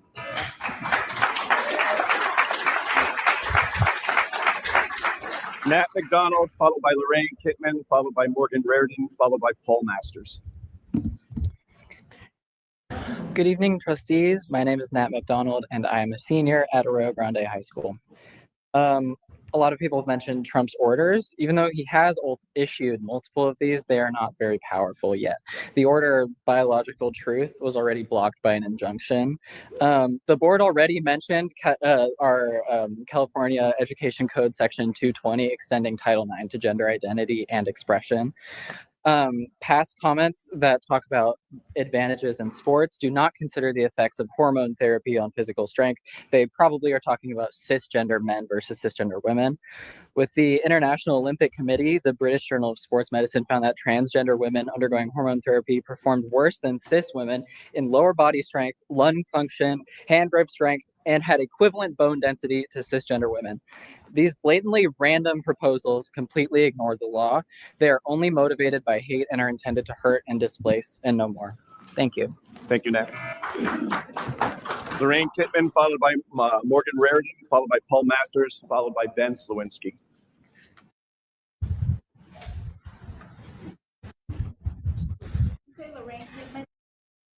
Lorraine Kittman, yes. Great, thanks. From all of our common ground of wanting all our kids to be safe with bathrooms, locker rooms, sports, etc., with the sex gender concerns, we need to empower all of our kids by all of us committing to using conflict resolution and mediation resources like the district uses to successfully negotiate its employee contracts every year. This will show all our kids how to constructively work through by respectfully brainstorming, negotiating, and compromising to achieve real solutions to this conflict. If we fail in this and instead trap ourselves in labels like insane and hateful, I think we will only fuel the divisiveness, hurt, and fear, increasing the extremism that weakens and threatens our democracy, Constitution, and Bill of Rights. A CNN online article says California K through 12 schools are required to provide gender-neutral bathrooms by July 2026. Thank you, Ms. Kittman. Morgan Raridan, followed by Paul Masters, followed by Ben Slawinski, followed by Charlie Janitz. I'm going to speak very personally. My name is Dr. Morgan Raridan. I have a PhD in psychology, not licensed, so I'm not a psychologist. Anybody that wants to call themselves just that other side might want to learn something. Anyway, I myself, the reason I have a cane here today is the gay was tried to beat out of me. I have to have half of my back replaced with metal from my father beating the gay out of me. That's what happened to me when I was at school age. And I'm now going to have, like I said, half of my spine replaced. And when that happens and the power comes from a school to oversee that in a child when it's already happening at home would be a double whammy. I'm lucky to be alive from the number of suicide attempts already growing up in that environment. This is very hard. There aren't any. This situation, and I want actually to see what can be done, is a flat out lie. My former partner of 20 years is an educator, from teacher to assistant principal to district office to now being retired. That situation wouldn't have been allowed in any school, and I want research done on that matter. Thank you, Doctor. Paul Masters, followed by Ben Slawinski, followed by Charlie Janitz, followed by Douglas Heumann. And before I speak, I'd just like to know, do I have 1 minute or 3 minutes for the items that I brought forward? You have 1 minute, sir. I have 1 minute. Okay, you're going to hand tie me again, but I'd like my minute to start right now, okay? 79% of our nation does not approve of men in women's sports sabotaging decades of female record setting, ruining souls, and gawking at our girls as they undressed in locker rooms. Tom Holman indicates that when you sexually assault a child by any means, it is the worst crime in the world. These wicked, diabolical forces have got to stop. John 10:10, the thief comes to steal, kill, and destroy everything of value. Aspirations of our youth. Are there going to be women in women's sports after this? 10 years looking forward, it's all going to be men. The schools would not allow a young lady to go into her classroom topless, would they? No. You know what would happen? It would be blasphemy. Yeah. So would a guy be able to go in his classroom and show his privates? No. Thank you. No. We are catering to the small minority. We are catering to the small minority, and we need to open our eyes. Mr. Masters, we're at time. Ben Slawinski, followed by Charlie Janis, followed by Douglas Heumann, followed by Alicia Vargas. Hello, my name is Ben Slawinski, and I graduated from AGHS in 2023. I'm here today to implore the board, parents, and students to cast aside their preconceived notions and biases and attempt to understand the LGBT and trans youth in our community.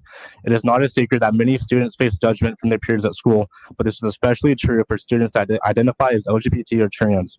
Unfortunately, it's human nature to fear or oppose concepts that you don't understand, which is why I strongly urge everybody to befriend and share a dialogue with members of these communities.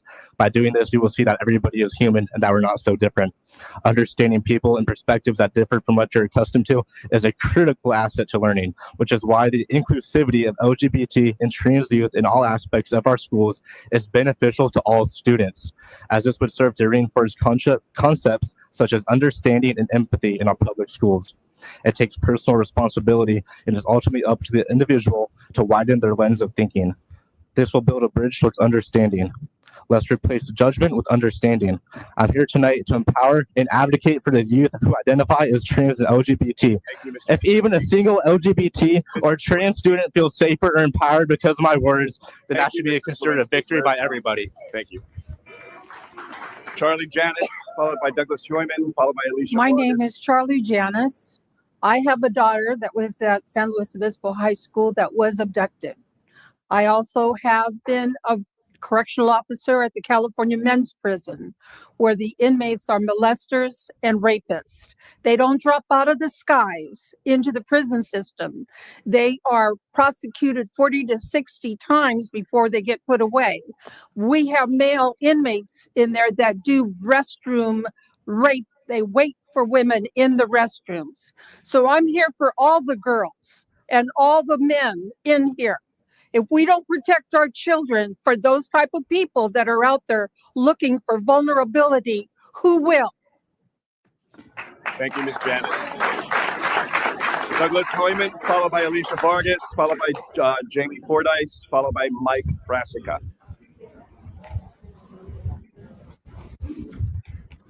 Good evening. My name is Douglas Heumann. I am a local attorney and chair of Central Coast Coalition for Inclusive Schools. Recently, your district received this threatening petition, and I'm really happy to hear that you will be upstanding the law. But beyond the law, there are very real consequences to removing protections for transgender students. Reports utilizing the most recent California Healthy Kids Survey data demonstrate that SLO County transgender students have a very different campus experience than their cisgender counterparts. That difference is negative. Examples of some survey questions on suicidality. Did you ever seriously consider attempting suicide in the last 12 months? 60% of SLO County transgender students report yes. 17% cisgender students. Bullying and harassment. One of the questions is, have you ever been pushed, shoved, slapped, hit, kicked by someone one or more times in the past 12 months on school property? We're not talking about name calling. We're talking about assault, which is a crime. 42% reported yes, they had been. Thank you, Mr. Heumann. Okay, thank you. Thank you. Alicia Vargas, followed by Jamie Fordyce, followed by Mark Brassica, followed by Vanessa Rosso.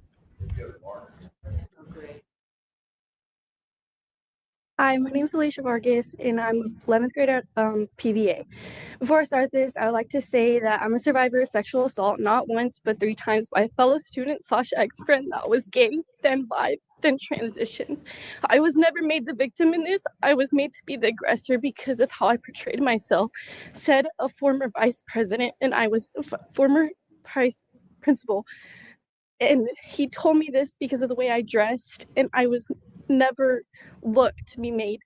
But I attended summer school here last summer, and there was a person in my class who saw himself as female, went by female name, dressed like a female, shaved his legs like a female, had long hair like a female, wore shorts like a female, and wore very racist shirts. I didn't give any time into it because as long as you don't do anything to me, I don't care. We were on a rainy day schedule, and the bathrooms were not used. I noticed that he was behind me in line, so I let him go in front of me. Not 30 minutes later, I was called into the office and said that I harassed a student verbally, physically, that I give him bad dreams, that I'm gonna jump him, and I was never made to be anything. Thank you, Ms. Vargas. Thank you. Jamie Fordyce, followed by Mark Brassica, followed by Vanessa Rosso, followed by Landon St. James. Jamie Fordyce, followed by Mark Brassica, followed by Vanessa Rosso, followed by Landon St. James. Amy. Hi, I'm a educator. I'm a parent. I was a former collegiate athlete, and I can tell you that the reason you don't win is not because of someone else. Yeah. It's that you cannot go forward when you don't bring everyone with you. I was appalled by adults in this community attacking and harassing and outing a student, and I feel like that is protected. I can tell you as a staff person in a different district, this will keep people from coming to work for you. When they don't feel safe, when they see how you behave in this situation, they will not want to come work for you. I don't know any queer person who did not feel these attacks down to their bones because it is a matter of life and death. My family, we don't go into public restrooms alone. We go together because it is life or death. When somebody misgenders you. Thank you. Mark Brassica, followed by Vanessa Rosso, followed by Landon St. James, followed by Dee Rogers. Hi, my name's Mark Brassica. I'm a father of 2 adult sons and 2 beautiful young granddaughters, grandfather. And, you know, this is not about the LGBTQ community or the transgender student athletes. This is about protecting the rights of young ladies. This is about protecting 14, 15, and 16-year-old young girls. It's already confusing. It's an awkward time to be put into an environment where there's a biological boy undressing. Just doesn't make sense. It's not right. And it's about the rights of the young ladies. Does anybody ask them how they feel? This is insane.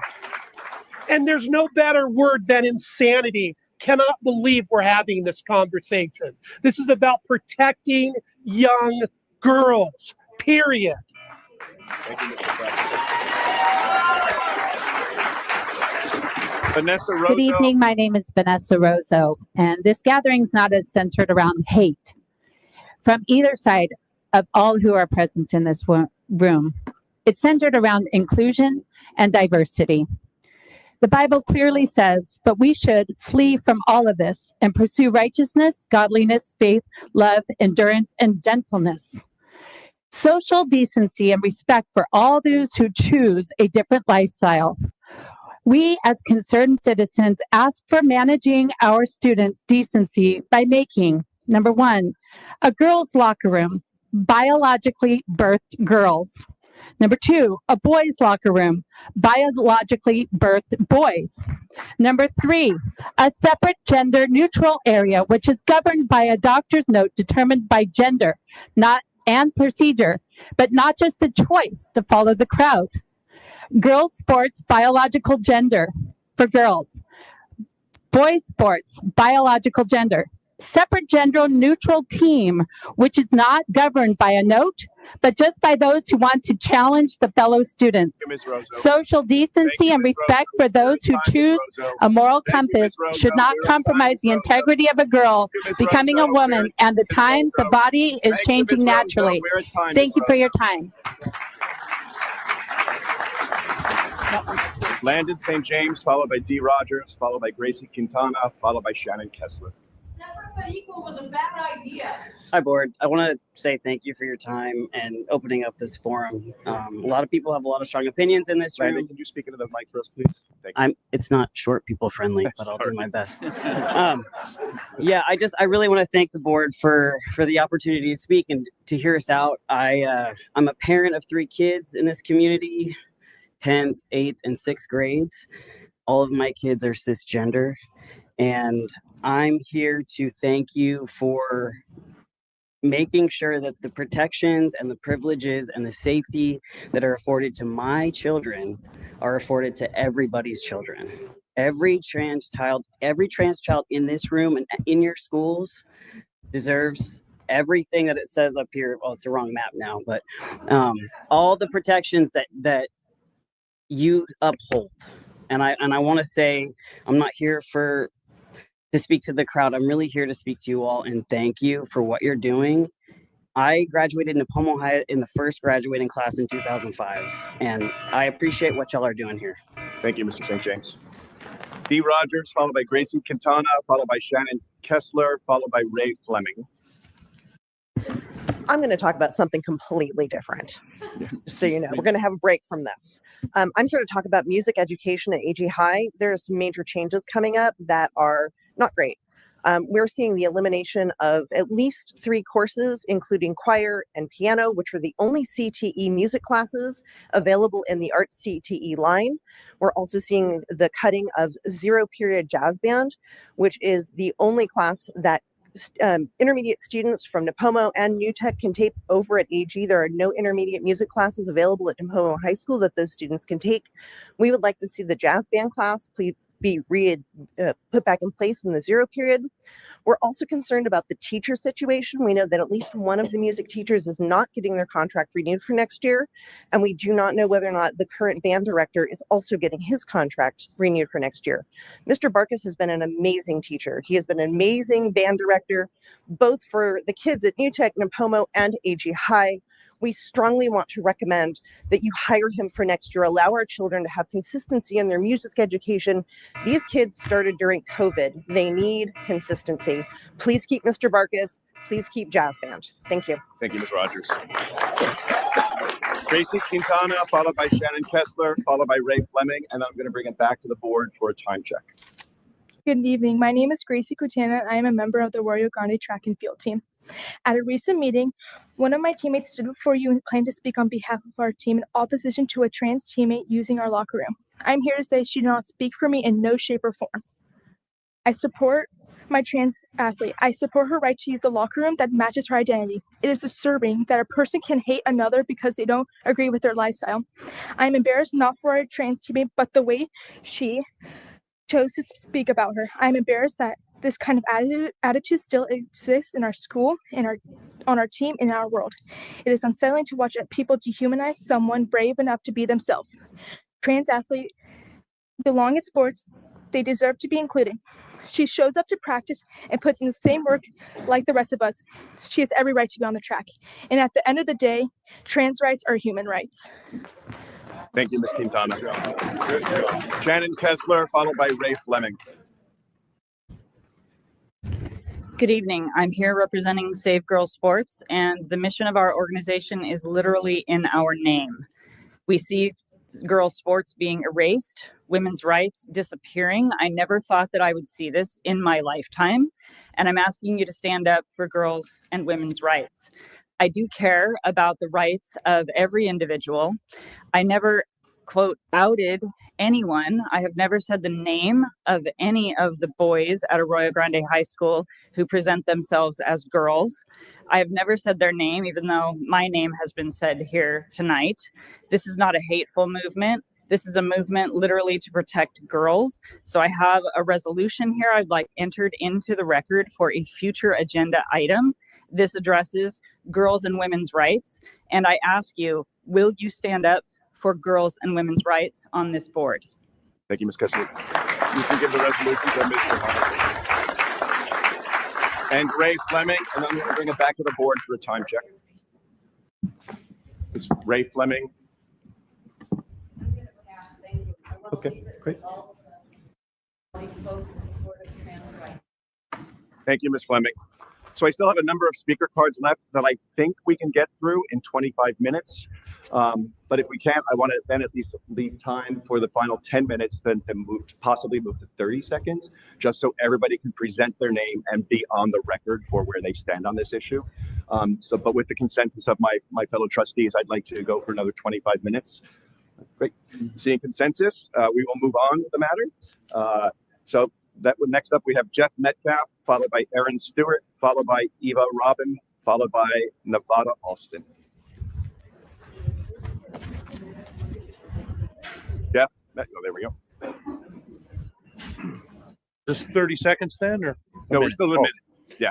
My name is Jeff Metcalf, and I'm a citizen, good and true, for 40 years of Arroyo Grande. And both my children graduated from Lucia Mar schools, but my grandchildren sadly will not be. They are here, but they won't go to these schools. I want to remind the board and my community and all my fellow citizens that Aristotle said that the three transcendentals are truth, goodness, and beauty. Are we teaching our children about truth, goodness, and beauty? Are we sending our children to school knowing what Mr. truth, Metcalf, beauty, and please give your goodness comment to the board. is? That's what I wanted to say. Thank you. Thank you, Mr. Metcalf. Aaron Stewart, followed by Eva Robin, followed by Nevada Austin, followed by John Whitworth. My name's Erin Stewart. I have a student in 10th grade at AGHS, and she's in band. And I want to, my primary concern is to rehire the band director, Matt Barkus, for the band at AGHS. All the music programs have had a challenge to regrow after COVID when they were decimated, and Matt has done a tremendous job of taking the band through this last year, and it would be a real loss to have to start over again. He has tremendous rapport with the kids. He's built a lot of trust. He's a strong leader, and he has a passion for music. I also want to speak up for the choir. I hear only 15 students signed up, but that would make a good sized choir. I just want to speak up for the students that they could keep cultural nourishment, creative expression, and unifying interaction. Thank you. Thank you, Ms. Stewart. Eva Robin, followed by Nevada Austin, followed by John Whitworth, followed by Dr. Laura McMaster. Hi, I'm Eva, and of course I forget everything I'm going to say the moment that I step up to this podium. But the first thing is I'm trans. I would not be alive now if I had not come in to realize that fact. And frankly, there's so much on my mind, but what I want people to know is that, what I want you all to know is that I'm trans and I'm succeeding and I'm happy. It would not be the other way if I had not realized that. Now, honestly, hearing about the music situation, that's actually more important to me. I've been in choir for 14 years, and that has been the most important and meaningful experience of my life. Not having choir in a high school sounds like the worst situation, and I highly support that you keep your music educators as well as choir. Thank you. Thank you, Eva. Nevada Austin, followed by John Whitworth, followed by Dr. Laura McMaster, followed by Chris Cucciara. Hello, members of the board. My name is Nevada Austin, but most of you, or some of you, may know me as Roxy. I am part of the trans youth here on the Central Coast. Though I might not identify as trans, I'm non-binary, and I'm here to talk about my suicide experience due to hate on the internet because of people who have discriminated against me. In December, I tried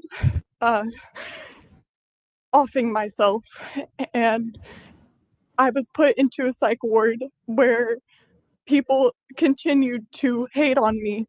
And I think it's really important that we protect trans youth and all LGBTQ youth and along with women's rights too.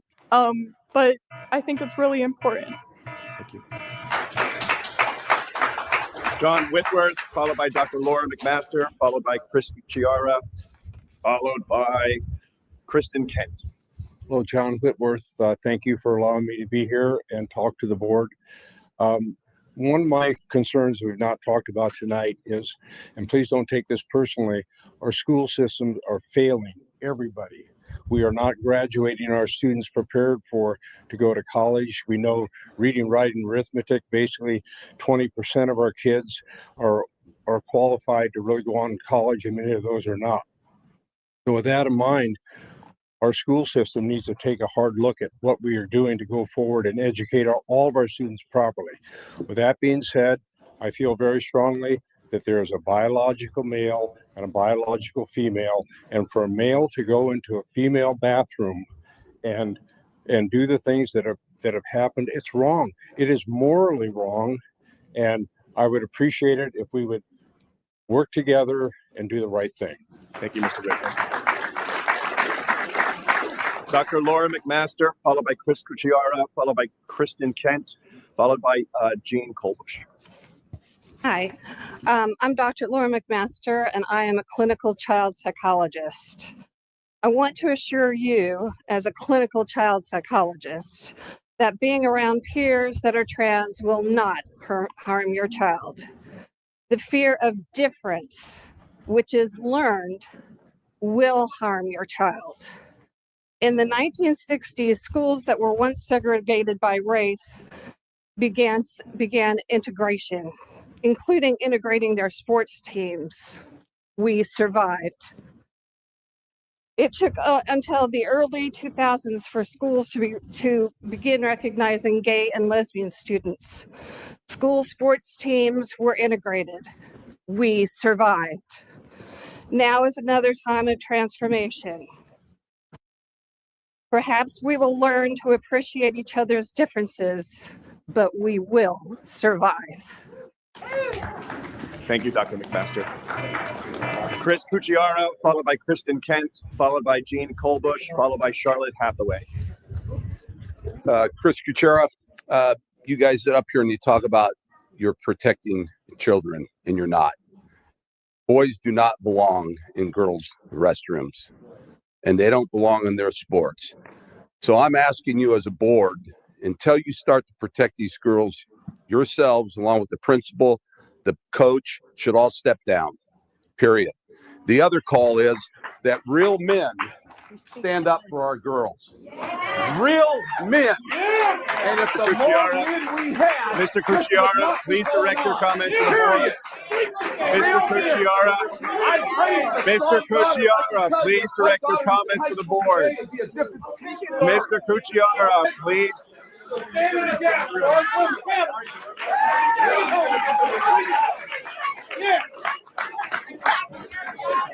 Kristen Kent, followed by Jean Kolbush, followed by Charlotte Hathaway, followed by Bernadette Delmore. Hi, I'm Kristen Kent. I'm a resident of Los Osos, and I taught in Central Coast School, K-12 schools for 32 years. I'm here tonight as a community member and as a member of the Central Coast Coalition for Inclusive Schools. I want to thank you for expressing your determination to support all students. You were elected as leaders in your educational community because you care about young people And we all deserve the freedom to live our lives as our authentic selves, allowing us to shine bright without being forced to dim our light. Unfortunately, there's a problem with organizations urging you to violate education code. The perspective of these organizations does not match that of most Americans. A recent study conducted by the Transgender Law Center shows that 62% of Americans agree that transgender individuals should have the freedom to be themselves and to live their best life. Now is your time to reject division. Thank you. Thank you, Ms. Kane. Jean Colbush, followed by Charlotte Hathaway, followed by Bernadette Delmore, followed by Jesse Hudson. Good evening. I'm a Rio Grande graduate. Consent is fundamental to health development. When a girl is told she should undress in front of an opposite sex against her will, we are teaching her that their personal boundaries are negotiable. This does not empower her. It coerces her. It undermines her confidence, her sense of agency, and her right to feel safe in her own body. This is not about discrimination. It is about protecting every student's rights to the dignity and emotional security. There are practical compromises. There are solutions. We need to work together, such as providing private changing spaces that respect all students without sacrificing the rights of girls. Please stand up for the women in this community, the minors that you're forcing to undress in front of males. Thank you, Ms. Colbush. Charlotte Hathaway, followed by Bernadette Delmore, followed by Jesse Hudson, followed by Gaya Powell. Thank you for letting me speak tonight. I just recently came out as transgender, and I personally was attacked when I was a kid. Anyway, by a cis male. I'm not saying that all cis males are rapists or anything like that. But anyway, I just want to make this little thing. It says one thing. One nation indivisible by liberty and justice for all is a phrase from the Pledge of Allegiance signifying unified United Nations to uphold principles of freedom, fairness, and all its citizens. Indivisible, this term emphasizes the nation's unit and its ability to overcome internal divisions, suggesting cohesive and unbroken whole. Liberty. Anyway, you guys know what all those things are, right? So, in essence, the phrase encapsulates core values. United States, United Nations values freedom and fairness for its citizens. Thank you, Ms. Hathaway. Okay, sorry about that. Thank you. Bernadette Delmore, followed by Jesse Hudson, followed by Gaya Powell, followed by Jean Burns Slater.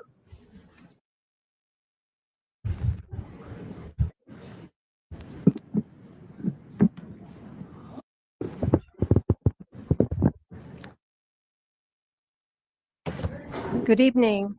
Thank you for allowing me to speak this evening. My name is Bernadette Delmore. I raised two children, boys, who attended Rio Grande High School. I own a business for the past 53 years and have employed thousands of high school students during that time. I always believed that there are two genders, male and female. The males were actually stronger. They were able to do heavy lifting, different types of things that the females were not able to do. And it wasn't through any fault of their own. That's just the way that they are built. I am very much asking you to not allow the boys to compete in girls' sports. I feel that it's very unfair, or to be allowed in girls' locker rooms or shower spaces, things like that. I implore you to stand up for our girls. They need your support. You don't need to be bullied or whatever by other people that are trying to achieve different results. Thank you. Thank you, Ms. Delmore. Jesse Hudson, followed by Gaya Powell, followed by Jean Burns Slater, followed by Deborah Love. Hi, my name is Jesse Hudson. I'm a resident of South County, an LMUSD alumnus, and an organizer with the local San Luis Obispo County chapter of 5051, a nationwide resistance movement against the executive overreach and unconstitutional actions of the Trump administration. I was one of many who spoke out at the last school board meeting against the intolerant beliefs of some of the residents of our community. Tonight, I'd like to share a quote from noted social philosopher Karl Popper about what he dubs the paradox of tolerance. Unlimited tolerance must lead to the disappearance of tolerance. If we extend unlimited tolerance even to those who are intolerant, if we are not prepared to defend a tolerant society against the onslaught of the intolerant, then the tolerant will be destroyed and tolerance with them. We should therefore claim, in the name of tolerance, the right to not tolerate the intolerant. Thank you. Thank you, Mr. Hudson. Gay Appel, followed by Jean Burns Slater, followed by Deborah Love, followed by Jordan Schliefer. Hi, Gaia Powell. So Martin Luther King said it's our moral obligation to stand against unjust laws. And so Newsom is obviously a dictator, and a lot of y'all choose to follow his dictates, which I believe are unjust laws, so do many other people in this room. If it wasn't for these unjust laws that you will not stand against, and I'm not talking about Mike or others, but that we wouldn't have this division. So it's your moral obligation to stand for the rights of all children and stop this bullying. I cannot believe it's 2025 and anyone is being bullied. So get rid of the woke ideology that has indoctrinated our children to be sexualized and brutalized and discriminated against.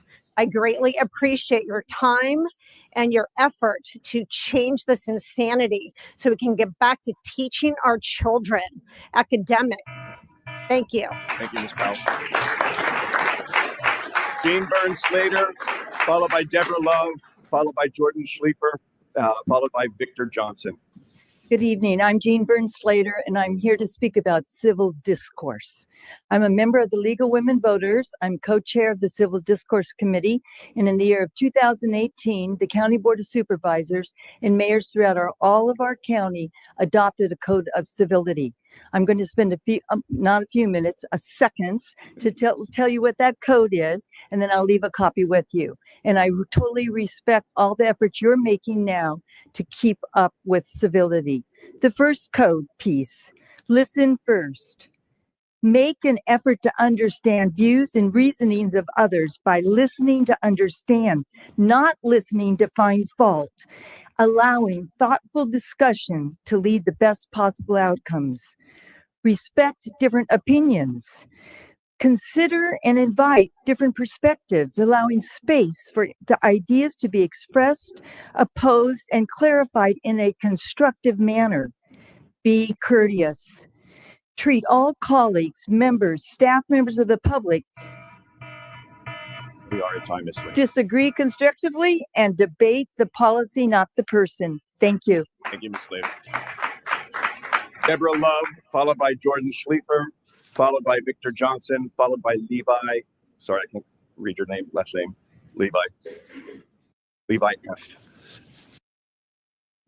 Hi, I'm Deborah Love, lifelong resident of Roy Grande, graduate of Roy Grande High School, as well as my three children, who now all three now hold advanced degrees, and my granddaughter who just graduated from UCSB. So we have all received excellent educations here, and I thank you. I have a friend who contacted me about 15 years ago to tell me that she had transitioned and wanted me to help integrate her back into our school alumni, which I was happy to do. And I'm glad to say that every one of the people from my graduating class gratefully, gracefully, happily accepted her, many with a kiss on the cheek or a bear hug. And this is a person who had been on the brink of suicide just a few years before that. So you just don't know what one simple act of compassion will do. I know I had compassionate teachers here in Lucia Mar. I'll mention one of many.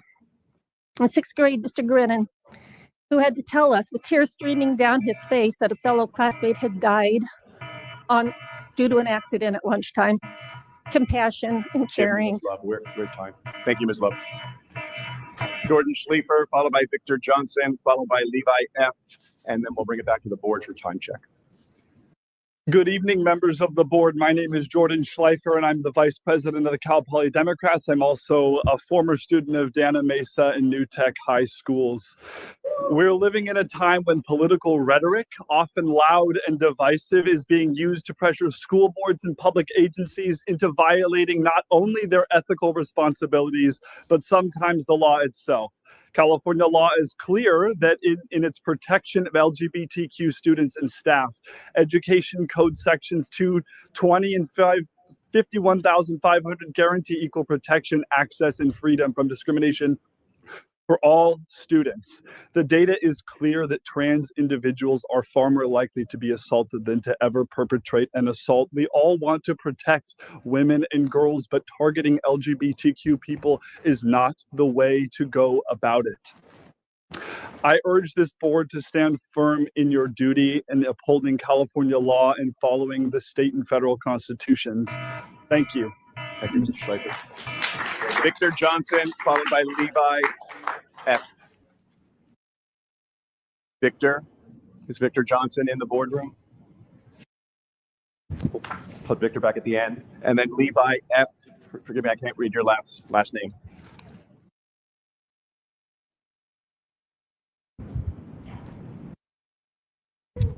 Hello, everyone. My name's Levi Folkrat. Yeah, sorry, it's hard to pronounce, but yeah, I've been a lifetime resident of Rio Grande, and I was a graduate of the LMUSD school system in 2021, and then I would go to Cal Poly. I have two siblings that currently go to AG High, and I think what we're dealing with is two sides that present ideologies that present themselves as mutually exclusive, and what I really liked seeing here tonight was the ideas that involve some sort of compromise, and there's the tough thing, if you build new locker rooms, that's expensive and that requires a lot of space.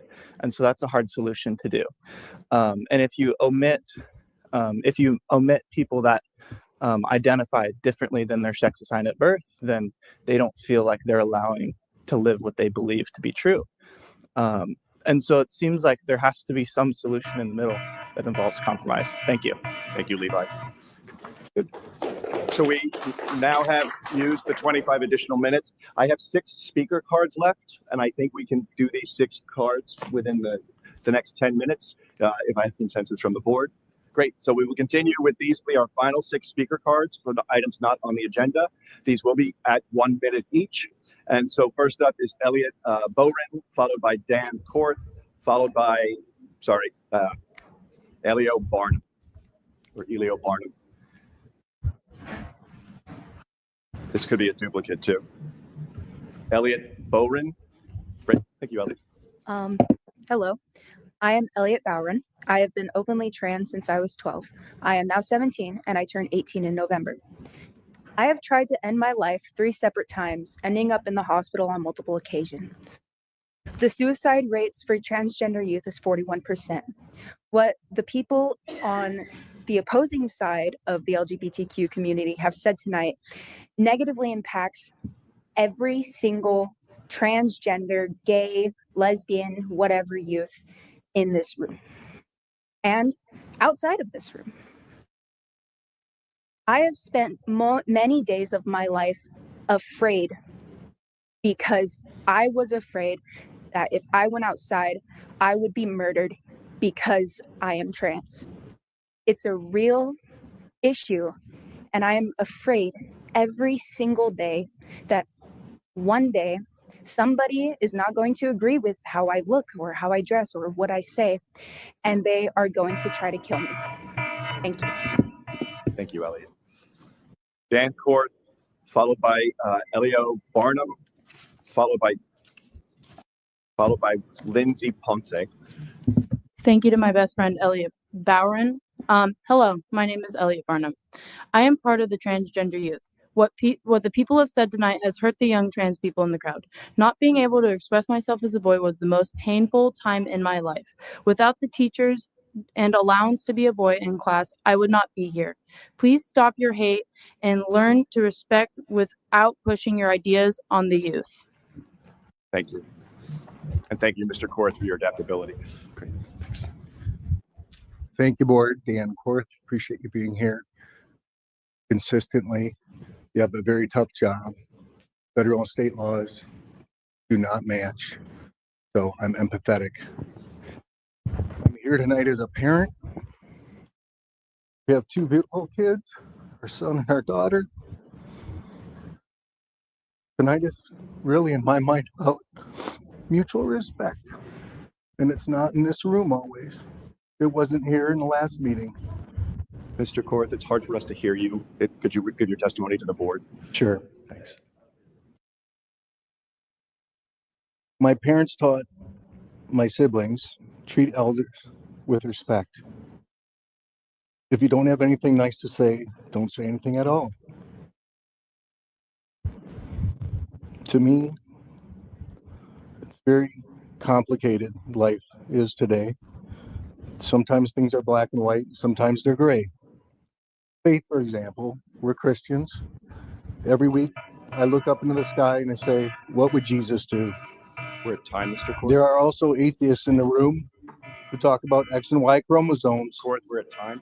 There are also, Mr. Korth, we're at time. there's a short-term compromise here, Mr. everybody. Korth, we're at time. Your time is The up. short-term compromise is to figure out what we need to do with the locker room so that young women are protected. Mr. Korth, your and time so is that up. other people Please step away from also the mic, have Mr. a Korth. spot and are comfortable Your time is up. with who you are. Please let's not end this night on a bad note.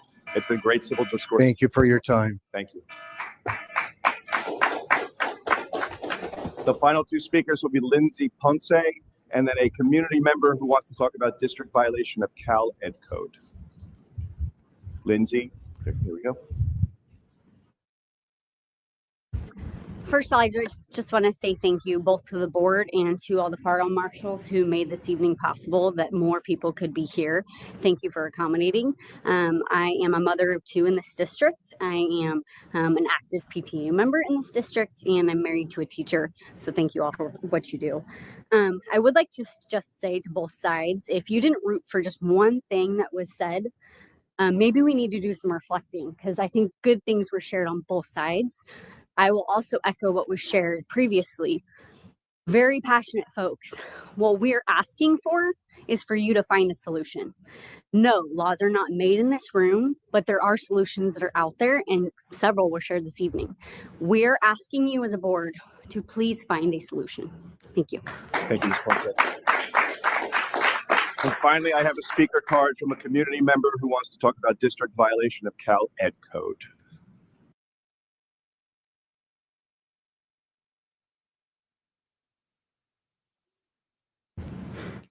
Hi, so there was a lot of talk today about, not making accusations against people and how that can hurt them. This district made a lot of accusations against me that are going to be proven false in federal court. But I learned today that the district also called CPS on me 4 times after my daughter said that she was suicidal due to her teacher bullying her. The first 3 times, the allegations were so unsubstantial that they weren't worth investigating. So the 4th time, the district finally made allegations that warranted them responding and investigating. And do you want to know what the conclusion of their investigation was? That I'm a great parent, that the reporting party was not based on fact, but was biased. And I got a copy of this report, and it will obviously be introduced into the federal case. However, I find it disturbing that you would weaponize CPS against me. Thank you, Ms. Kelly. Thank you. And with that, we're going to close public comment on items not on the agenda. I want to thank everybody who was here today, either listening or speaking. I appreciate the civility that you approached the discourse tonight in really allowing all sentiments to be heard. We value that. That's our system. So thank you for participating in governance, in the government system. I especially want to thank our facility team who increased seating capacity in this room to accommodate everybody who wanted to be in this room tonight. Our security detail, Dr. Fawcett and Cabinet, and I especially want to thank Dr. Handy for our timekeeping and keeping us moving forward. Our next regularly scheduled Board of Education meeting will be Tuesday, May 20th. And that is the end of the school board meeting, and it's pretty late. My time, it's almost 11 o'clock Central, so I won't talk too much. I think I'll talk some more about this tomorrow. But this is something that I am quite accustomed to watching. You'll hear a lot of illogical arguments, and then it's particularly hard to hear the young people speaking on both sides. I, of course, sympathize very much with the young ladies that just want this to end. You know, one of the, I'm going to say,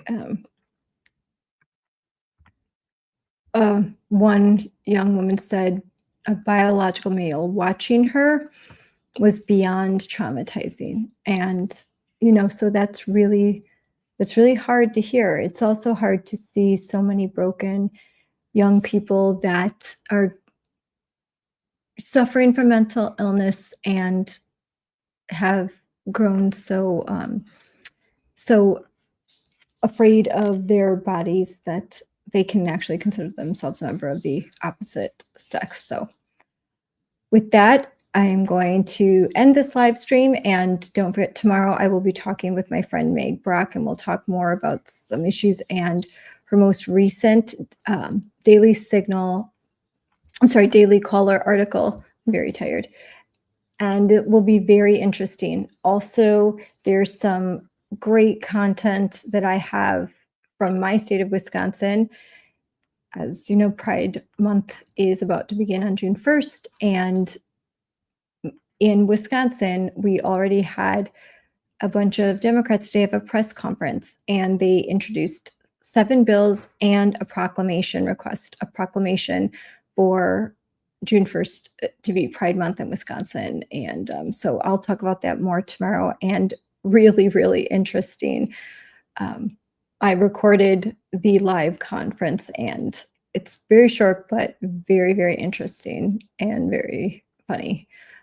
But scary, because if Wisconsin Republicans did not have the majority in our Assembly and Senate, the legislation that they are proposing would assuredly pass, and it would be signed by my Democrat Governor, Tony Evers, who today introduced a bill, he and the Democrats, a bill that I believe it is 164 pages, and at least hundreds of times, and I can look it up, but the word mothers crossed out, and also breastfeeding crossed out. Persons who instead of moms who breastfeed, chest feeding, persons who breastfeed instead of mothers, you know, persons who get pregnant, that kind of language, inseminated persons.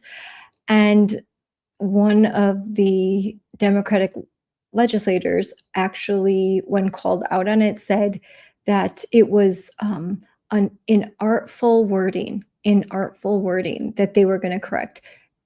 This is the second time they've had inartful wording. Don't believe that. That is, the wording is exactly the way they wanted. They want to remove women, mothers, fathers, men. They have a particular obsession with crushing motherhood, and they have an obsession with trying to convince people that men can get pregnant, and it's ridiculous. It's ridiculous, and to abuse and in some Orwellian fashion to change the meaning of words and to change language, very, very totalitarian, very Marxist, and very eerie and wrong.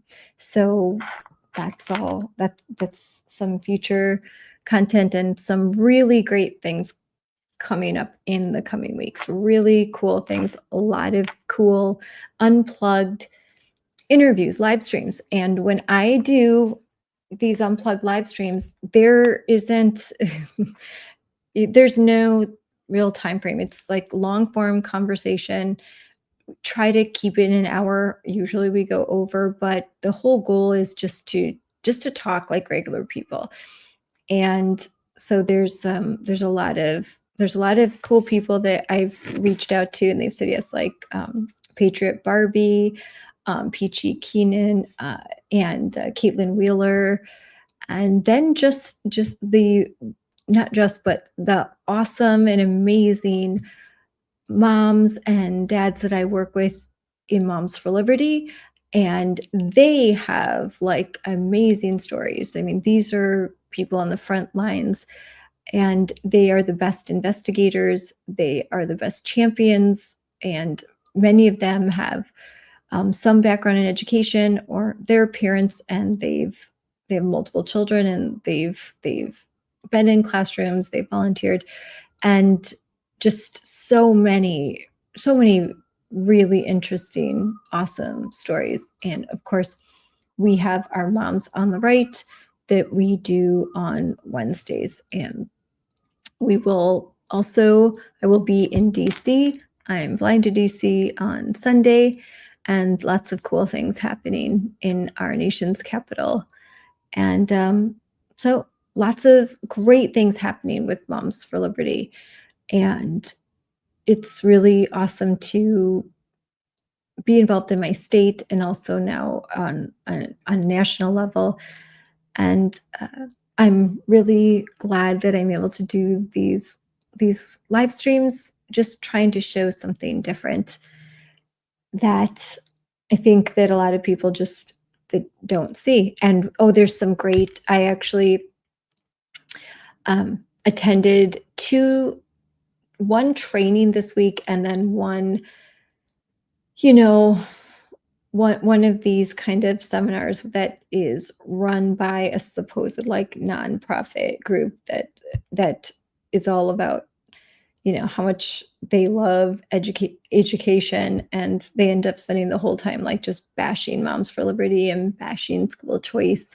And one woman in the training that I will show in the coming weeks said, when asked what keeps her going, she's a former teacher and now she's an activist on the left, she said, rage and anger. She wakes up angry every day. She punches her pillow, and rage drives her. I thought that was really just sad and interesting, because if you ever were to listen in on Moms for Liberty, and you know what, we're not hiding, so I put my content right out there. The last thing you'd hear is that I am driven and motivated by rage and anger and hate. It's always that I'm driven by love and care and concern.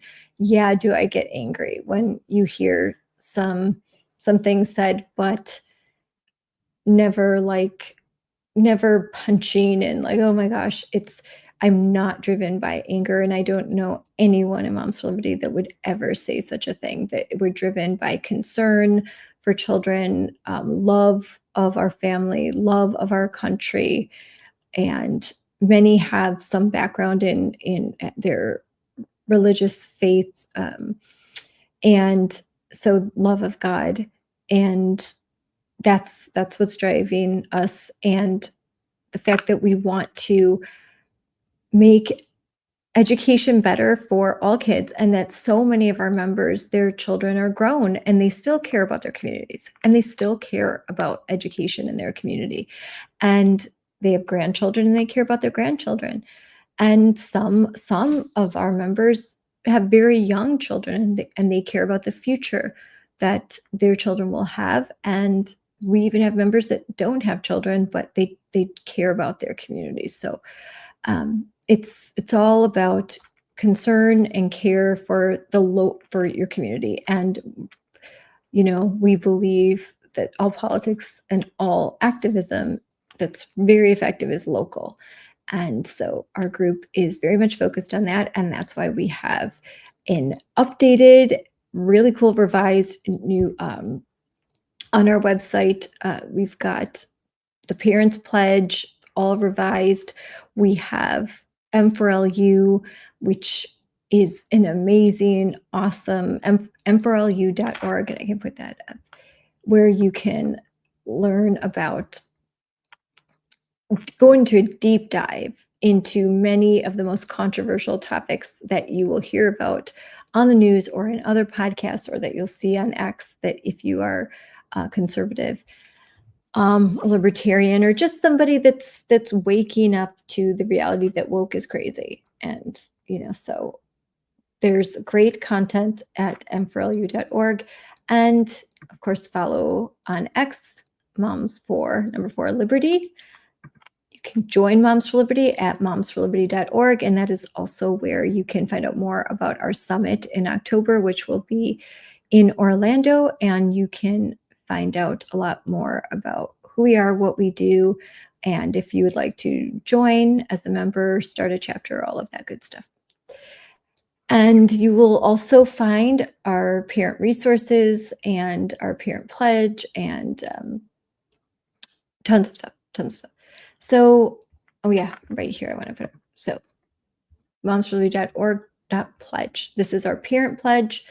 And this is something that we ask our school board candidates to sign. We'll ask our elected representatives to sign as well. And that just is something to like, if we, like the Wisconsin State GOP convention, we will run into elected officials, leaders, whether it's county, local, state, federal level, to sign this pledge saying that they are committed to empowering and parents, and basically like standing up for parental rights. And so I suggest that you go to that webpage, which is right below, and check it out. There is a lot of cool things going on. And just to remember at the end that the words of our CEO, Tina Deskovich, we are in a fight for liberty. We are in a fight for the future of this country. It doesn't look like the fight that we had 250 years ago, but make no mistake about it. This is a fight. America needs you now, and America needs courageous people just like you. So you are important. You are valued. You are not alone. There are an army of moms behind you. And thank you for watching. Now get some sleep.